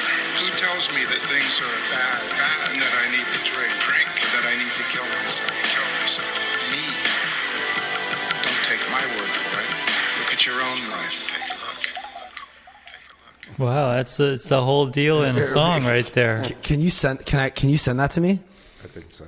Here, can I see it? I'll figure out how to send it. No, I could send it to you. I just don't know if I want to release it yet. Well, but you can release it here. Well, this is what I'm thinking. Yeah. So Well, you just did. Well, I'd love we to. just released it. Well, Here. it sounded all right through the speaker. Yeah, but yeah, no, it's it's- going to sound way better. So didn't Matthew No, Russell. Russell, Russell helped and then me put there's that Daniel. together.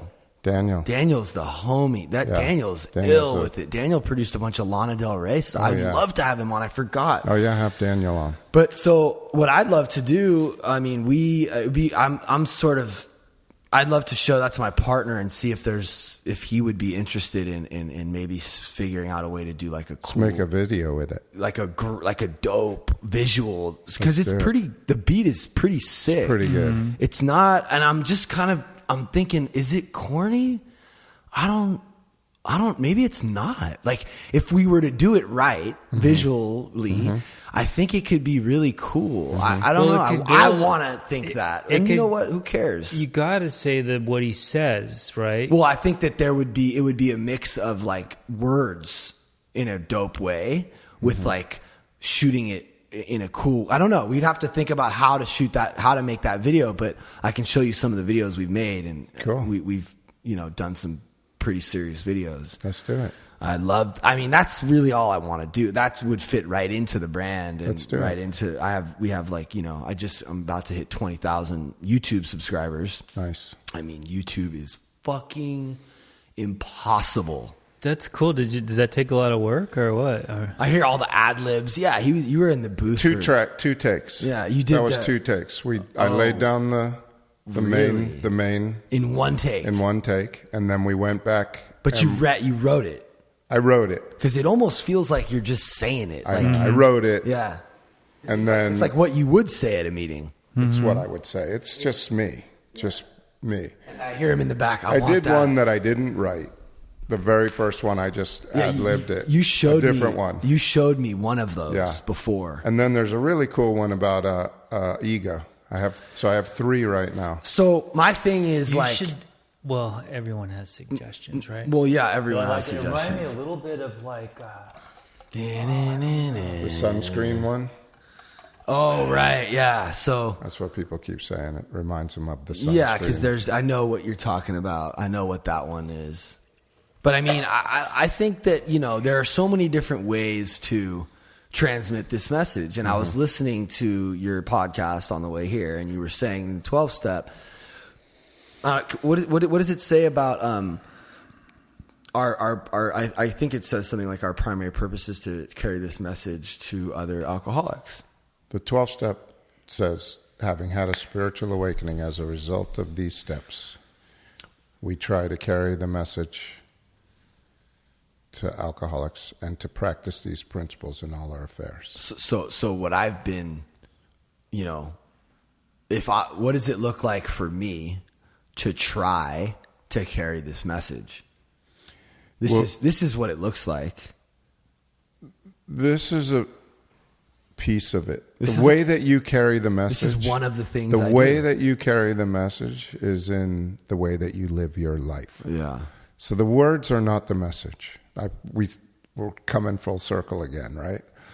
The words are not I know every word in the book. I know all the words. Yeah, I know every word on Bob's tape. Doesn't matter. Yeah. If I'm not living it, it's just words. Yeah. And nobody can hear it. And that's why meetings fall apart. Because if they're just saying words that somebody else said in the right order that they said it, there's nothing there to dig into. There's no truth. The truth is in the living it. And then the words are meaningless. The words are just words. There's a guy named Tommy Dixon. I probably should have just said Tommy, but it's fine. Tommy, Hurricane Tommy. Yeah. He doesn't speak primetime talk. He does jokes. But I love his jokes. But he embodies the joy of living from the podium. So when he gets up to share, you feel different when he's done. Not because of what he said, but because of who he is. And that's what we have to do. We have to be really that. Transmit Well, that's what I got. That's what I got from both of you guys. Like when I heard, I don't know if you remember, but when I first met you, I told you. You said you heard me on a CD, right? Yeah, but I said it's like, I told you it felt weird meeting you because you were kind of like a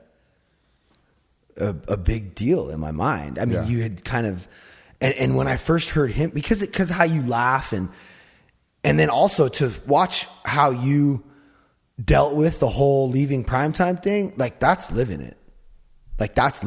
And when I called you angry and you're like, we cease fighting everyone and everything, like I didn't fight, and that's living it. And like when you shared at Radford Hall, when I was all fucked up I don't know. I kind of heard what he was saying, but it was more about how he said it. Mm-hmm. And he just had this humble, honest vibe going on. And I was like, this fucking guy is like really being honest. And, I think that I would like to think that I have something along those lines too when I'm sharing. I'm doing this thing. And that's what we're trying to do. That's what this podcast is trying to like figure out, like we always end up talking about God towards the end of the podcast. We're just talking about what is God and how can we better rightly relate ourselves to that. And yeah, I mean, this is we're looking for this thing constantly and it's changing and evolving, and what worked yesterday doesn't work today. So it's a great concept to do a never-ending podcast on. When we say we're living it, I always think in my head, well, we're doing our best to live it. We could always do more, it seems like. Is that wrong? You can't do more than right now. You can't do more. You don't have, there is no more. What's more? Well, like meditate more, or... You can't meditate more than right now. Could you be meditating right now? So the 11th step says we sought through prayer and meditation to improve our conscious contact with God. Well, when it's the only time I can sought is right now. But what if we're not doing that right now? We need to be doing that. No, you can't not do it right now. Wait, what? Because we're making it conscious right now. It's happening right now in this room. I love that. It's happening right now. So you can't not do it now because you're in the presence of it. It's happening. I love that because you want to not do it later. Right.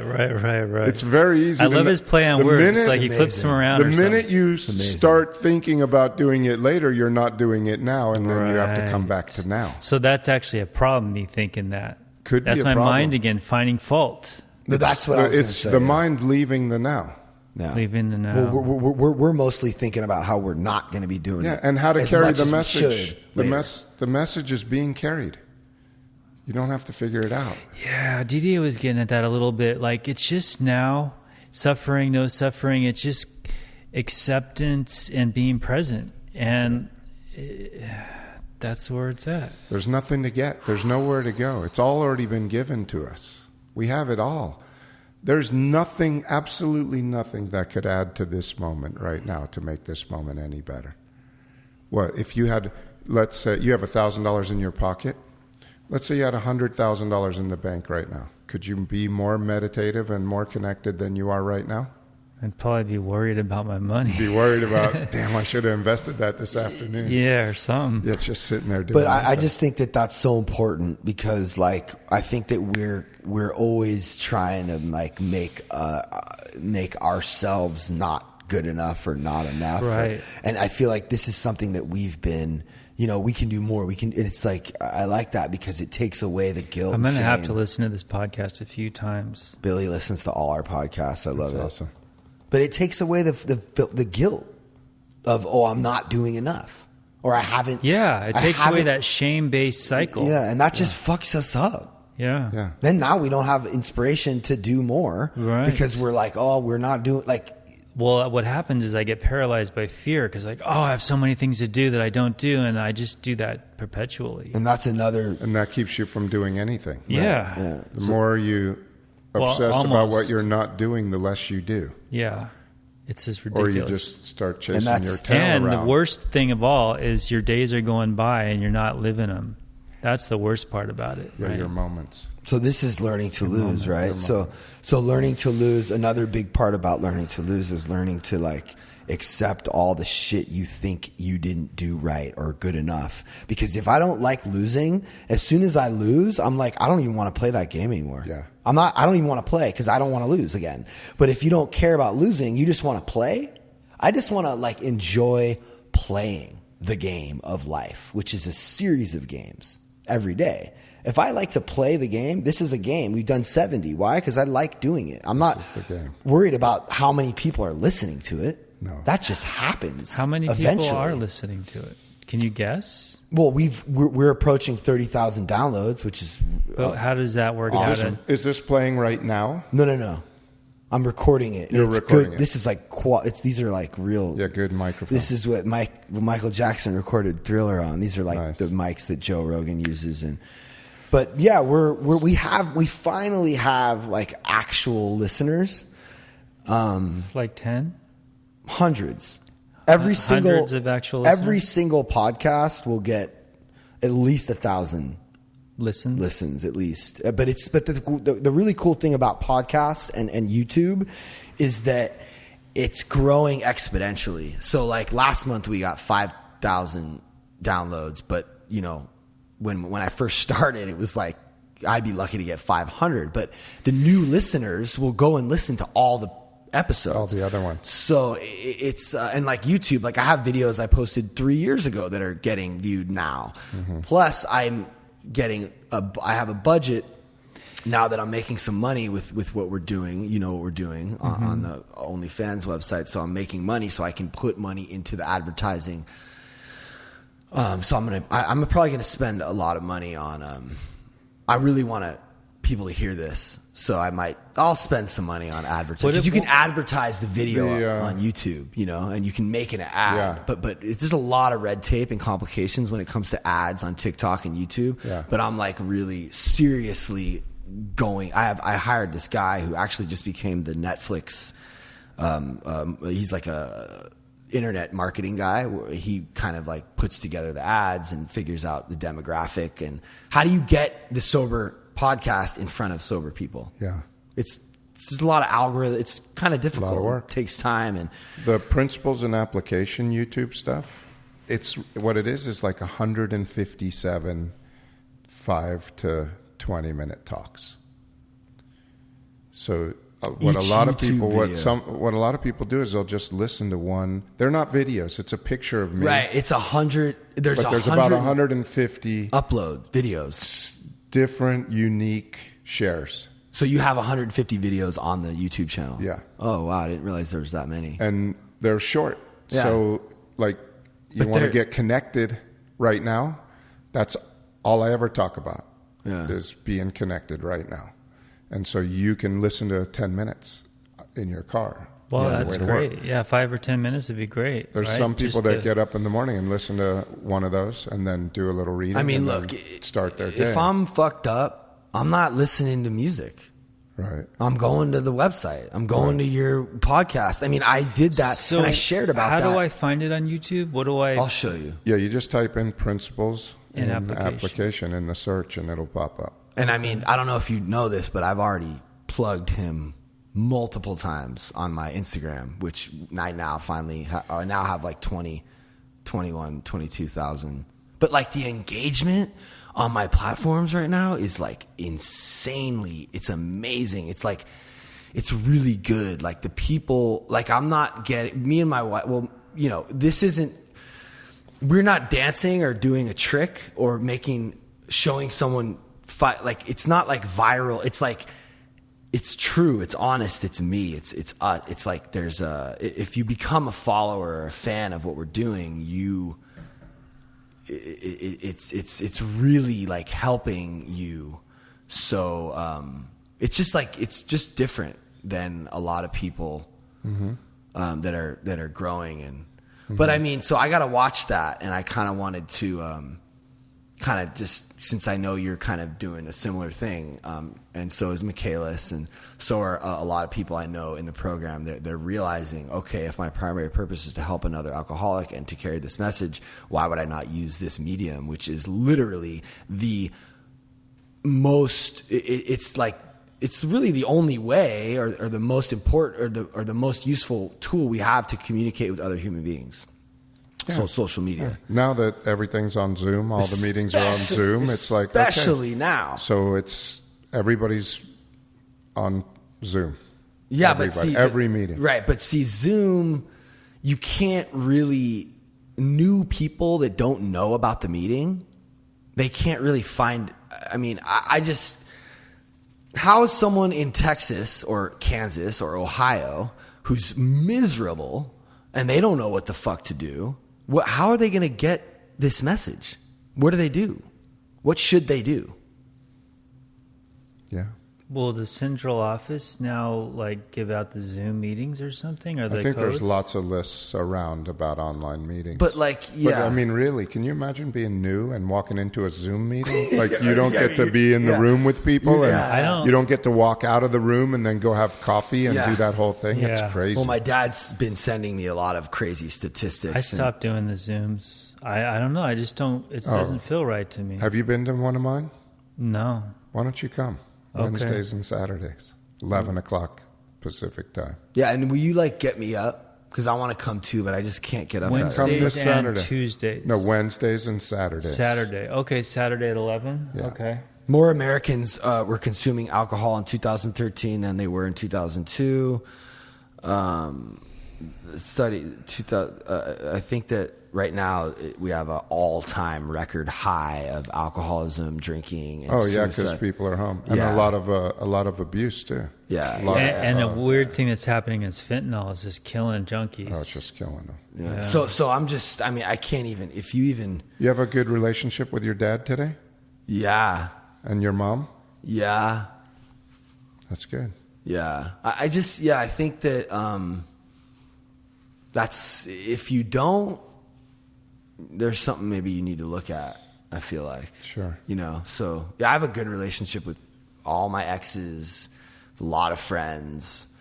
And I was thinking something earlier when you said that we don't like to listen. You know, I just listen. I'm It's going not to talk. that we don't like to. We can't. No, but I'm going to talk. Let me talk, motherfucker. I want you to hear what I'm trying to say. This is my Right. podcast. You know what I'm saying? But so I'm so crazy with that. I'm like my mind, and I'm so like just waiting to talk. But I want to try to listen. But I think everyone. So I'm like that, right? So I think everyone else is like that. So I'm figuring out new ways to get people to like I made this thing, right? And I want him to listen to me so badly that I made him the co-host.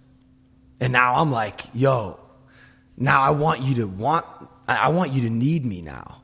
And I'm going to help you. I want you to want to be a part of this thing.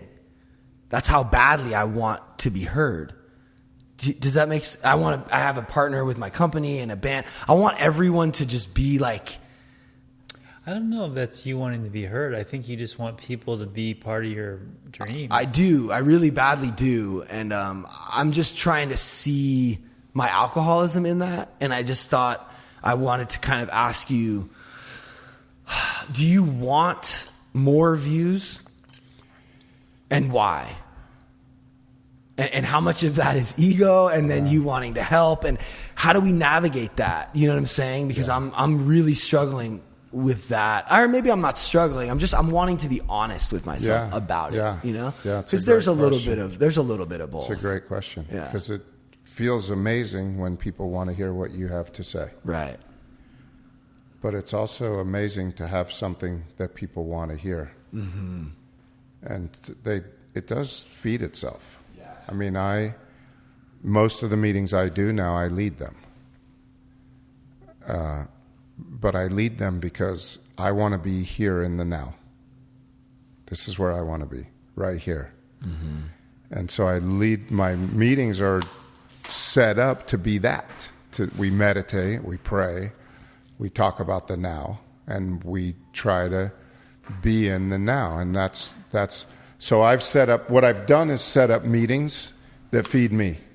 Yeah. Because I want to be present. But in that format, we're present. And people are getting present, and they're enjoying it, and they're coming back. So then it's a self-feeding thing. Now there's people that want to hear you because you're giving them something that they want, but you're also getting something that you want. Mm-hmm. And it does feed the ego. Definitely is an ego-feeding thing. And a lot of people go down. Yeah. Like a lot of people start abusing that power position, and they start sleeping with the people they're talking to, and they start. Dude, I got to be honest. Using the people that they're talking to. Every single time I get a message, 90% of them are from women. Right. And if the profile, I mean, dude, I have like a lot of people messaging me. Sure. And I look at the profile, and if they're like, I'm like, ooh, I wonder are they hot? I go to their page, and if they're hot, I'm liking a couple photos, Right. and I'm writing them back. Right. And I'm son of a bitch. No, I'm just kidding. but I mean, yeah, And you're married. Well, but we're kind of, yeah, I mean, so we're in a kind of an open marriage, but Okay. like not like, we're not out there like fucking mad people, like, you know, but like my wife and I are kind of like, we have a different, and that's another part of like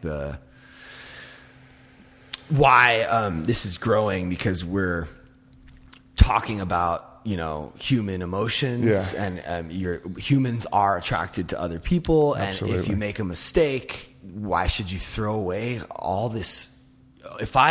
If she went to New York, and if she were to get drunk or high and have something with a guy, I'm not going to leave her over that. I'm just not. And she's not going to leave me over it either. So Yeah, but you don't know that. That's a story that that's a story that you've made up. yeah, well, yeah, I don't It's a know. story. You don't know when what it kind of happens, landslide you it might not be able to live with that. Well, so I heard her, like, Yeah. she was having sex with another man in that room, and I heard it, and I walked in because we were doing something with this other couple, and it hurt really bad, but I got over it, and it helped us grow in ways I never thought we could grow. And we're just exploring openness and honesty and love, and facing my vulnerabilities and insecurities. And Well, that's cool. But if you're trying to carry a message and the lines get blurred there, that's not cool. okay, so what do you mean by that? If you're carrying a message and people are looking to you as a person that is safe to be around because your interest is in carrying a message. Yeah. And then you're carrying a message to vulnerable people and they become vulnerable and you sleep with them. Oh, no. That No, would I'm be not. like pretty much a total No, I'm not. that would be terrible. In my eyes, I think that would be a terrible thing to do, because then you might crush their chance of ever trusting anybody again. Does that make sense? Oh, yeah. That's never happened, nor would it. I'm talking about like a couple that we were friends with that were also married, and Yeah, that's a different we story. were experimenting. And then you were doing, yeah. And I actually, at first I thought he was saying that you can't carry the message and also have like an open. no, you can do whatever you want. Right. No, I would you never. can't. But you can't be in a position No. to where sick, vulnerable people are coming to you for help, and part of the help is you're sleeping with them. That's not. Well, I'm actually glad that you're bringing that up, because That's not. I haven't really, in my mind, I haven't really made that clear. Because like, A lot of guys do it. Like Bikram did it Yeah. with the yoga thing, but evidently. the line for me is a little bit blurred from like, okay, if someone's following me on Instagram, they might not be in recovery. They might just be following me because they love how me and my wife are, and they like my band or my production company or what. So, but if I just think it's a good rule just to have, like, from now moving forward for me, like, stay away from anyone that's like, air quotes, like, could possibly be like a fan or whatever, which is weird because when I was in the band, like, Yeah, that's all you did. I mean, it was like, That's why you get in a band. well, which is, isn't that kind of, I guess, wouldn't that be sort of a little bit like wrong too then? But I guess it's okay if you're a rock star. I don't know. Yeah. So, but I mean, that's like a given. yeah, but the weird thing But about isn't it a little abusive to just go to cities and just rape and pillage but- because you're the guy playing the guitar and they all look up to you? well, it's What it's is the not- message you're carrying? It's not rape or pillage if they want to do it. It's consensual. well, they're not really caring. We weren't really caring. I mean, our biggest song was called "Sex and Drugs." You Yeah. know what I mean? So I was so That's a whole that's what's going on. Yeah. Guys are playing the guitar to attract women, and women are going to see guys play the guitar, and everyone's having sex with everybody. ironically. I mean, that's my idea of being a rock star is that. Yeah. So Kaya, when you edit this, I want this right now, what I'm about to say, to be the clip we put on Instagram. Ironically, I was the one who was, because I'm sober, right? And I'm on stage, right? And I'm doing I played a guitar actually, because we were in an electronic pop group. But when we would go, we would be at the club, and I'm sober, kind of awkward, right? Everyone else is drinking. The girl and the guy in my band are actually dating, and I'm like And the girl, there's some girl, she's a fan. She's kind of drunk. She wants to, take her home to the hotel. Now I'm sober and I'm supposed to be living up to this idea of like this guy, and I'm not. And I'm like afraid and I can't perform. And I'm like, that's what it looked like for me. I wasn't able to be that guy. I was like this vulnerable, scared, normal person who like couldn't connect to this girl because she's wasted, and I'm sober. There's no connection, so I can't even. Isn't that funny? It's like some of the worst moments. It's like my fantasy, Oh my of God. what it would be to be a rock star, Bro. but it's just my fantasy because everybody's a real person, and some people are too drunk to perform, and some are too shy to perform. And even though you can get up on the stage and play the guitar, doesn't mean you're going to be like a great sex machine, Right? And I just want to say, like, that's okay. Like, that's my part of my goal doing all this is to let people know that, like, I have shortcomings, vulnerabilities, fears. Like, I cry, like, I fight with my wife, and, like, that's all okay. I was in the bed in the hotel room, and I'm looking over at this girl. I mean, beautiful. Like, I'm looking at her ass. I'm like, wow. And I just can't do anything. And it was like torture. I was up all night trying to like figure out what to do. I'm in the bathroom watching. I'm like, it was one of the worst nights of my life. What was your head saying to you? Please just work. Please just work. Yeah. And it just wouldn't. Yeah. And the more and you were sober. I'm sober. I was and the sober. more you try, the less it's going to work. Yeah. So I'm sober. I've been sober the whole, I started the band, like my fifth band I started, and I got the deal sober through the whole thing. And I don't know if it would have been any easier. I definitely didn't have those kinds of problems when I was getting loaded. You know what I mean? Yeah. But I think that when you get sober, it's like, it might sound corny to say, but like I think we do want a connection, some kind. I want to know that person like wants me. Yeah. Right? Maybe? I don't know. I've spoken about this with my therapist a lot, but I think that social media, Instagram, everyone presenting the best version of their outer life, and then everyone else comparing their inner life to those versions of their outer life. So me and my wife have been presenting the most honest, real, vulnerable version of our life on TikTok, which is a new platform where you can really get I don't know, the algorithm's incredible. Like, you can go. If people react to what you're posting, like, you have much more of an opportunity to get your stuff seen. So we've been like blowing up because people are like, I fight with my husband like that too, or I can totally relate to that. And it makes them feel better about themselves because we're flawed too. You know? So I'm really trying to inspire and influence others like Billy and you and DDA and everyone. I just want to try to create a little bit of a different movement in the sense of like, we don't need to be presenting our best self all the time. And actually I've found that when I'm presenting that real version, I'm actually getting even more of a reaction. It's actually working way better than just, people are sick of the fake bullshit. Can I ask you one thing before this all ends? So how do you feel about the anonymity and all this stuff? I think that... I'm sorry, did I... No. I'm talking way too much about myself. Veronica was just talking shit about that. She's like, every time I walk into the room, you're talking about you. Yeah. Yeah. Well, you're the most interesting person, right? I don't know. I mean, I'm just wondering... there's a movement to make it not anonymous. And to take the stigma out of being an alcoholic with alcoholism. A movement within AA or? Around AA, yeah, I think so. That's so funny because we made a shirt. We just made a shirt, which is a little harsh, punk rock. What does it say? We're not anonymous anymore. But see, this is what people do.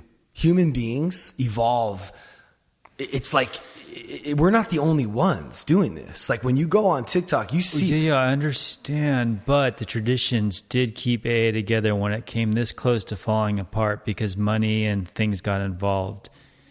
So it's not something to not really consider. You know, we're still working on it. I think we're going to change some of the stuff. Change some things, but we're showing Randy this shirt right now. it's a little rough. It's a little rough. Nice. Because it was supposed to say, but I'm on some punk. We're on some punk rock shit. It was supposed to say "fuck fear" on the bottom. You know, the hand flipping hand. It was supposed to say "fear," like, you know, get rid of fuck fear. You know, Right. But we never put the word fear in Yeah, there. you probably should add the word fear there. You know what, though? Definitely I'm a little bit angry. pretty angry. But I am angry. I'm Very upset. angry. I'm upset because I'm getting so many people that are in so much pain and confusion, and they're so lost, and they're like, wait a second, they had no idea. And what I'm saying is like, Well, it's helping so many people. If you want to reach people, make a TikTok. Yeah, it's not going to happen, bro. No, it will. I don't want to. I want people will find me. But that's not where. Well, If you want to reach people, no, okay. If I want to reach people, I'm just saying what I just do in the morning when I'm doing my meditation. I'll just do a recap of my life and what I'm reading, and people love it. They're like, "Oh, that's so great, thank you!" And like, I'm just it saying, just reaches a lot of people. If you were getting the kind of, like, I'm seeing firsthand, you know, people are writing me their whole life story. They're in so much pain, and there's thousands of people. But can I so say I almost something feel on like that? I have an obligation to try to I think that this should be much more easily accessible, because there's so many people, and alcohol and drugs and addiction and whatever. It's like 95% of the root reason of why people are incarcerated, and it's just such a big fucking problem. yeah. And the solution is right here, but everyone's fucking hiding it. Yeah. But let me just say something real quick statistically. So just like the sponsees that want to call you for a month and bitch and moan, but they don't want to take any direction. Yeah. I think 98% of the human population is in pain and suffering. Yeah. Right? It's the human condition to be unsatisfied. Yeah, but when you're getting the messages, like, Yeah, you can give 50 them a day, and there people are saying your Helping, videos you're are helping. helping me so much, and It's true. me and my wife are feel better about this, and I'm 60 days clean because of your videos. So what's the problem? No, there's nothing. It's No problem. It's amazing. No, I think it's awesome. I think it's fucking. But it's like it's Great. just showing me, like, so I spoke at a primetime meeting, right? Like a week or two ago, and I blasted it all over my shit. Like, I put it on TikTok. It got like 30,000 views. Just your part. I said, come to the meeting. Oh. If you want to get some recovery, check out the meeting. I'm speaking. If you want to hear my story and my share. Oh, it was on. It was a Zoom meeting. A Zoom meeting. So there was like 30 extra people in the meeting. Hillary was like, you know Hillary? Yeah. She was like, yeah, there's like a pretty more people. And then one girl shared, and she was crying.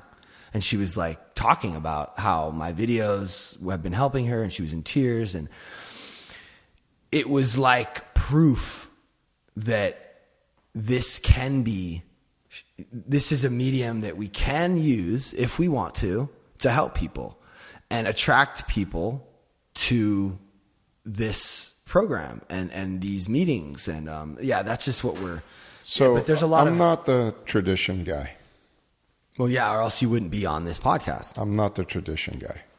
I'm not a huge tradition follower. There are guys that are tradition, guys. That's not me. What are you? I'm a sober guy that carries a message. If you want to hear it, come hear it. If you don't want to hear it, enjoy your life. You know what, I though? have no Like, argument with that. But for you to have the podcast and have the YouTube and make it as readily available as you have, that's... But they're available Primetime now is available everywhere. Of course. Right? I think that's great. And all that stuff is there. But I think it says to me that you're like really like trying to do this. I Like, have to carry the message. exactly. And for me to be able to do it to 75 people all over the world is more interesting than doing it to 10 people in a room. However, if only 10 people want to show up, I'm going to do it to 10 people. But I love Zoom, and I love being able to do meetings all over the world and have people all over the world getting the message, and then they're talking. You know, everyone that changes their life, they don't just change theirs, they change everybody around them's lives. And there's people that I've met all over the world now that couldn't stay sober, and because of the way that I carry the message, they are staying sober today. I believe Not it. because of me, but because they can hear me. God's working through you. They can hear you. It's a hard. They can message hear to the message through me. Yeah. It's a really hard message to hear. It is. Some people, but there have been thousands of people that have come to the meeting, said this is the best meeting I've ever been to, and never come back again. Right. Thousands of people. Yeah. So it's none of my business who comes and who stays I mean, and who shit. goes. I love your message, and I haven't. You even never been come once. Yeah, you're one of those guys. Yeah. You drove to Santa Monica once, said this is amazing. I'm going to come here every week, and that was it. Yeah. Well, but just to give you a little bit of a, you know, I don't take it personally. right. I mean, It's like giving out your phone number to. But hold on. Let me just say this. So I have therapy on Mondays. It ends at 6. So for me to actually make it to that meeting on time was tricky with and my therapist is out here. So I kind of couldn't, plus I had a bunch of friends that were going to that other one. It just, and then also the meeting that you do, both of your meetings are at 11 a.m. Yeah. I'm lucky if I'm up at 2. Yeah. My shit is like all fucked up, but like I can't, we know he has his meeting. Why haven't I made the effort? It's just a long haul and it's a lot of traffic. I think it. Well, I went, but now what we got to do is do the 11 a.m. Now it's Zoom. That's what you we don't gotta have to do. drive. Let me ask you this though: would you mind if I, like, got Blasted people it? into the meeting? I mean, we can only handle 100 people, and we had 56 today. Okay. So if you overblasted it, and the people that really are there because that's their group, that would be. I don't know. Yeah, I guess there's a way to make Zoom more than 100, but Yeah. I don't know Do that you yet. think that many more people would show up though? No, I'm just curious, but I think we should start going because we could use another let's meeting. go Saturday. Let's make a goal. And Saturday. then do it. Yeah, then we have our Monday, and then it would be cool to have another cool meeting for. And I would come to your Monday. Oh my God, that would I would be come amazing. here one Monday. I mean, I can't come regularly. That but would be I could amazing. come Yeah, one that would Monday. be awesome. That'd be amazing. Yeah. Yeah, we have people Once in a while. watching from Holland and Australia and different Yeah. places, and then we have like a decent amount of people that are in the. I mean, you don't mind that it's not an AA meeting? I don't care. It's a Sermon on the Mount. It's a meeting. spiritual gathering of people that want to be more present in the now. That's what I'm interested in. Yeah. I don't care if you're drinking or jerking off or I love spending it, money Garrett. or whatever your deal I is. I love don't it. care. You know what I found was really amazing? And there's some people like Jason and Victoria, they have a lot of knowledge. They're doing this. They're not addicts and alcoholics, but they're really they're going They're for doing it. stuff. But they're Yeah. they're Christians. That's cool. Yeah, They're not Christians. Well, they're not Christians, but they're Jesus freaks, is what they would say. Well, not even Jesus freaks. They just follow the teachings. They They love- they follow the teachings. Love Jesus. Okay, good. Well, I guess maybe. What they do you? What are your He- thoughts on Jesus? He carried a good message. He was a good message carrier. I mean, I read Sermon on the Mount every morning. Yeah. Sermon on the Mount is supposedly Do you ever find that you've read downloaded it from Jesus. Right. And isn't that where the program came from? Maybe From Jesus? from this, from the The Sermon on the universe. Mount? But Jesus is, to me, it's just another name. It's for another the thing that has all knowledge and all power. archetype. There's a thing, I don't know what it is. There's a thing that has all knowledge and all power. Some people call it Jesus. Some people call it Buddha. Some people call it Allah. Some people call it Moses. So it doesn't matter what you call it. They're all pointing to all knowledge and all power. And you have that inside of you. I have it inside of me. So do you think if there was no literature, we'd have it anyway? Yes. Just say we were ancient humans, we would have it. Yeah. We would be way more intuitively guided then than we would now. Billy, ask her what he thinks learning to lose means. I like that. I was going to answer that before. All right, let's hear it. What do you think? Billy, will you ask the question in the mic? Randy, what do you think learning, that's our brand, what do you think of that term? What does that bring up for you? Funny you should ask, Bill. Learning to lose. So, really, learning to lose is the same as learning to win.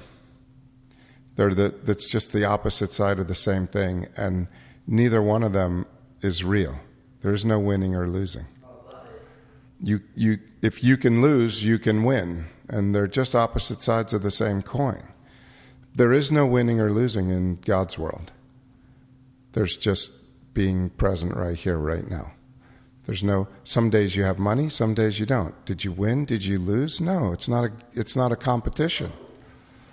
So there is no winning or losing, but learning to lose is learning that it's okay to lose just as much as it is okay to win. And learning to lose is, you have to learn to lose. Otherwise, you are a loser. If you know, my deepest, darkest fear is? My deepest, darkest fear is that I'm a loser. That you're going to lose, yeah. No, that I am a loser. Right. And that you're going to find out. And that the people that come to my meeting are going to find out that I'm a loser. Mm. But I'm willing to tell you, I am the world's biggest loser. Oh, I love it. I am. I'm a loser. Another gentleman loser. You know that Steely Dan song? Yeah. There's some really cool songs about and then you know the Janis Joplin song, which Chris Christopherson wrote. Freedom's just another word for nothing left to lose. Some cool Freedom. stuff. So my friend Dane was a great songwriter. He wrote this song. It wasn't even called Learning to Lose. It never got released. He died of cancer 6-7 years ago, but I was in a punk band with him, and so he kind of wrote the song Learning to Lose, and he just watching him die, and at the same time I was losing my band, and it's just weird how it all came back down. But I was actually on the phone with my accountant the other day saying, like, bro, we need to get this, like, we need to own the phrase. I needs to be the biz. I need to. We got merch and Learning to Lose. It's a cool little thing. Because the word, like you said, I've actually never heard it described as well. Because I'm always trying to, I never can find the words, but like he's right. Like it's the same thing. Winning, losing. It's like, it's all, our society and humans have made losing like a thing. You know, it only applies to like sports, really. Be a winner, you know. Competitive. Like that's the only business. No, I'm sports. saying, but I'm saying like you can actually lose a game. Yeah, somebody's going to lose. But when it comes to like living life, and if you're living by these principles, losing is just you can't lose. You're only closer to learning something. Actually, I think that when we lose, we actually grow the most. It's almost a good thing. It's almost like the pain and the losing is where those are the times when we grow the most. Yeah. Well, life is losing. I mean, one day we're going to lose our life too. I mean, we're just constantly losing, and we're winning. You know, It's, I also like it because, like, I think Western society and you know Charlie Sheen, like that whole winning thing, and like, all I do is win, get money, fuck bitches. Like, this is a huge rap culture. Is like this is the biggest. The movement right now with like Tekashi and all the rappers, and it's all about money, winning. And I mean, there are certain people that aren't, but I think like to create some kind of a brand around like seeing things a little bit differently and more clear as to what it really takes to be happy. Like, and I think there are a lot of people like, you follow like Russell Brand or Jordan Peterson or I don't follow anybody. Joe Rogan, or you don't listen to like any podcasts or. There's some really cool stuff. I know there is. Like, are you going to listen to this one? This one, what I'm on? Yeah. I mean, not unless you tell me I need to hear this again. This is great. I don't listen to any of my stuff. Yeah, I love that. I don't either. I can't really listen to it. I just can't do it. You already it's know. done. You know why? It's done. This is gone. What's happening on this podcast is happening in this room right now. I'm experiencing it right now. I don't need to relive this, but so what do you I will tell you this. I'm listening to the podcast as it's happening right now. But what do you do when you drive? Do you listen to music, or what do you? Lately, I've been listening to like NPR or music. Right. Are you into like politics or? I'm not into it because it's Do you just even have an so opinion? crazy right Yeah. now. Yeah, I have an opinion. You do? Because I feel like I don't even. I have a lot of opinions. I feel like I don't even want to have an opinion because I just don't fucking. Who the fuck really knows anything? What I'd like to do is I'd like to get motivated to actually do something, but I'm not doing anything, so that's even worse. Right. Right. But to watch the TV and have an opinion about it Right. is worse. It's just painful. Yeah, I don't. Because I'm not doing it. So get up and do something. Right. But I don't know what to do. But I know there's some phone numbers to call if you want to know what to do. I don't really want to know what to do. Right. Because I got my little life and I'm doing my thing and I got my meetings and I don't want to get too big. I don't know what to do. It takes so much research to actually get a truth. And then how do we predict how it's actually going to play out? What are you researching? Yeah. Where do you go? What's the truth? That's why this is the only thing that's real. Like this is, for me, this is what. I wanted to say one thing. All that matters. It came back. I forgot about it. But there's someone who's very passionate about this message. And this person really kind of blew my mind in a way. Because I just thought AA was AA and it was helping me. And I was grateful for that.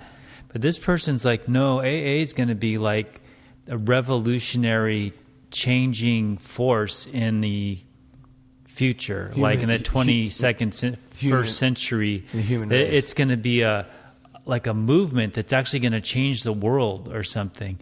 And I'm thinking maybe, especially now that we reach so many, we're all connected. Yeah. Because it comes down to individuals, but if so many individuals are connected trying to live the same way, well, the world's going to change. Like you said, you reach somebody in Australia, they know people, and it's like a concentric circle that kind of goes out. So there's some hope in that. It's not just it's not just AA. Like I think for us, we found this truth through our addiction to we lost hard, man. But it was through substances. Yeah. Right. But other people might find this message through meditation or religion or spirituality. You know what I'm saying? Yeah, So I mean, think The Power of Now is a huge book. Yes. A lot of people have read that. Yes. And that's a lot of people relate to that. But the thing about the application of you have to be so beaten in order to have your ego crushed, so that you have to lose everything. You have to lose everything. Do you? To be, because they talk about raising the bottom. I know I lost everything. And, and even I didn't lose everything. Yeah, I didn't lose everything. Neither did So you're right. So maybe you don't. But like spiritually. But how do you? I couldn't. Emotionally. I don't know how I would have surrendered any other way to where I would have been teachable, because I don't know. You did though. You lost everything emotionally. I think we were all at our bottom, whether or not we had things at the time is kind of and irrelevant. I lost everything in sobriety too, which brought me to a different place. So that was me too. Yeah, dude, this is like, and I also I kind of want to say that the quarantine is sort of accelerating certain things that were inevitable, because it's kind of, I don't know, it's like the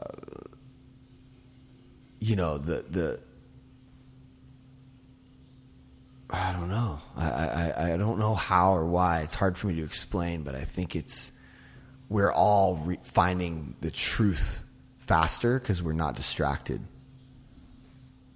Like we don't have to drive to the office and drive home from the office and get lunch and do all the, it's like, what do we really need to do? Okay, this is the work I need to do, and it's going to be from home, and I'm going to get it done, and I'm going to have way more free time. You're sitting at home alone. You have nothing to do, nowhere to go. You're forced to look inside. That's why there's the higher rates of abuse and alcoholism, which is going to bring people to their bottom quicker. And suicide. So I think that, I don't know, something's happening in the world, you know? Yeah, for sure. And I do think that you wouldn't want to say who it was that was saying that about AA. It was Astrid. She's so passionate about the AA message, like Yeah. more than anyone I've ever met. Wow. So am I. But I don't think it's an AA message. It's like a God message. We're just hearing it through AA. Yeah. And that's why I was excited to create a brand around it that could be cool, the Learning to Lose brand, where it's not just about, I mean, we happen to find that message through AA, but that's just a part of it, you know? Yeah, no, I think it should be out there for anybody who wants it. But I just know from experience that it takes desperation to really live it. But what about the 12 steps? So other spiritual programs, they don't, or whatever you want to call it. Like if you go to Jesus, like let's say you're miserable and you find God, is there an application? Yeah, the Bible Oh, really? has the stories, and you can. Yeah, but you got to interpret those something. stories. And you think the AA literature is confusing. Try reading the Bible and making sense out of it. Or like, whatever. And there's so much political stuff behind religion too. Now But that's the thing about so political. That's the thing about AA and the 12 There's steps. no outside issues. Well, Like, the definition Right. of religion. That's why. What is it? It's politics. It's like a group of people for politics or something. I think it was, I looked it up once. I'm like, what? Really? Yeah. That's crazy. Maybe I'm wrong. Maybe that was a long time ago. But But so I that's think- what's cool about the 12 steps in AA. You find your own God. There's a pretty applicable 12-step thing you have to do. I mean, the idea that you're going to die if you don't do it is very motivating. Right, but you can't quite say that for normal people that don't have... Not really. I mean, people die every day from suicide, and everybody seems to be on antidepressant medication. So everybody's suffering from this thing, but how do we raise the bottom? And I think the way you raise the bottom is by talking about it as a mental illness. It's not alcohol. It's not alcoholism. It's a disease that centers in my mind. It's a self-talking, unsatisfiable, fault-finding, opinionated mind that's always in a hurry, easily frustrated, and can't stand the word no. And that's what 90% of the people suffer from. So if you could get that into their head, that it's your self-talking mind that's killing you, and there's 12 steps as a way of life where you could learn to be the best possible you, and in the process have the best possible people around you, because everybody's being treated. I mean, that would be a message, right? But it's still 12 steps as a way of life. The beauty is that you don't have to believe in anything. Just something? Yeah, you got to No. smack them down. You know how in primetime they smack you down with a disease? They break you down. So you're like, oh, I'm up against this devastating thing, which is going to steal my life from me. That's right. But it's going to take a long time, and I'm going to be a miserable fuck, and then I'm going to die. Right. And I have no chance of redemption or a good life. Right. Somehow you got to smack them with that message, Yeah. Do you believe that there are people who don't have this thought life? Yes, a few. Maybe 2 or 3. No, seriously, because I almost... I wish I knew. Right, I don't know. Because I feel like my wife... I don't know. I think everybody has a self-talking. Yeah, but like sometimes, like I feel like my wife and I don't know, maybe Tim. I feel like there's some people in my life who don't. I think their volume is not turned up as high. Yeah, they're not like, they don't think like this. Or some are sicker than others. Do you think that's true? Like some alcoholics are way more alcoholic than other alcohol, or Damaged. yeah, Yeah, than like I others? feel like you are like, Some people are more damaged. yeah, like I want to say you're like a pretty damaged. gnarly person. alcoholic. Thanks. Meaning. Well, like, that's because you it's carry. always, you can't carry a message like that if you don't have it. You know, You what I'm haven't saying? lived it. Well, that's what all the best speakers, all the people that carry the best message are like the most. They need it the most. Well, that's what I used to say about primetime. Primetime, everyone thought, oh, we're in primetime, and primetime is this elite thing of AA. Yeah, it's special. Primetime is special. Like specially damaged people relate to primetime. Yeah. It's not for the top. Primetime is for the most damaged alcoholics that can't function alcoholics. Some people come into AA and they stop drinking and they go to a few meetings and they have great lives. Yeah, this is. Some people have that. That was not my story. I was damaged. I wanted to kill myself every day with 2.5 years of sobriety. My mind just kept saying, you're a loser. You should kill yourself. You're a loser. That was my mantra. Where do you think that got that from? Or who cares? Doesn't matter. Doesn't matter. It's alcoholism. But I don't have that today, every day, all day. But do you go to therapy? Have you been doing that stuff? I went to very little therapy. So you've never really Therapy, explored the traumas of your past, and your dad didn't give you enough attaboys. the solution is not in the problem. Right. But I mean, my therapist is like, look at like mourn the father you never had. Know that the trigger is your dad. It's not the person. You're really just mad at your dad. I'm not really mad at my partner. I'm kind of more mad at my dad. And if I know where that comes from, I don't know. You still have to turn to God. Yeah, for sure. You still have to turn to a higher power to be okay in the moment that you're in. Does it matter if it's your dad or your partner? I don't know. I mean, Doesn't matter. So yeah, that's kind of one of the things around primetime also, is that it's so focused on the disease that there are unbelievable disease geniuses walking around that can identify their disease, and they're really good at it. But it's not about identifying the disease. It's not about being good at identifying the disease. It's like being good at turning. The answer is in the turning. Away from self to God. Mm-hmm. Right now, always. It's not about seeing the disease, because the more you see it, the more you're living it. There's no relief in seeing the disease. All of the relief is in the turning. Can you just need to be able to be aware that it's there. Yeah. And that's it. Well, yeah, you definitely need to know. You need awareness. You need to know that that self-talking mind is the disease. And how bad it can be, and that will motivate you to turn. Well, I mean, you didn't know. But how bad could it be today? The bad that it could be today is much less bad than the bad it was before. Well, the bad it was 25 years ago was pretty bad. Pretty bad. Yeah. The bad it is today. But I mean, to be So aware how that it could go, if I don't stop living this way of life, I could be in a lot of trouble. You don't think that's important to know? Or even in this day?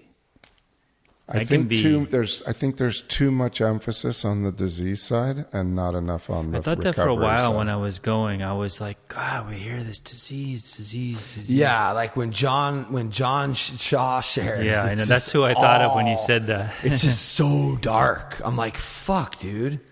When am I going to get the Perry's sunshine in a fucking bright sunshine place, you know?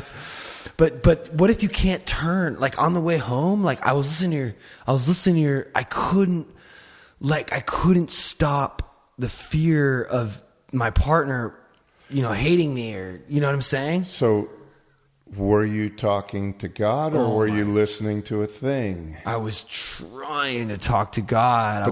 Were you trying to get God to change your state of mind? Or were you just saying, look at me, I'm jealous, I'm angry, I'm a resentful person? So rightly relating myself to my higher power is about being rigorously honest with my higher power right now. I'm a guy sitting in a chair. I'm on and a then podcast. the turn just happens. I have a lot of insecurities about what's going to happen with this tape. What's going to happen with this recording?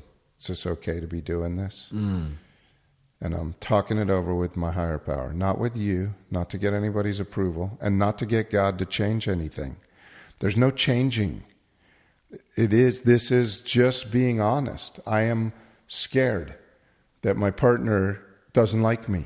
Yeah. I need everybody to like me all the time, God, for me to be okay. Mm-hmm. Do you like me, God? Am So- I okay? Rightly relating yourself to God is just being as honest as you can with Him, not trying to change anything. Not just asking for anything, not changing anything. It's Just just telling saying, him. look at me. Wow. I'm scared. I'm feeling like a loser again. Reveal yourself to God. Exactly. Rightly relate. That's what it says.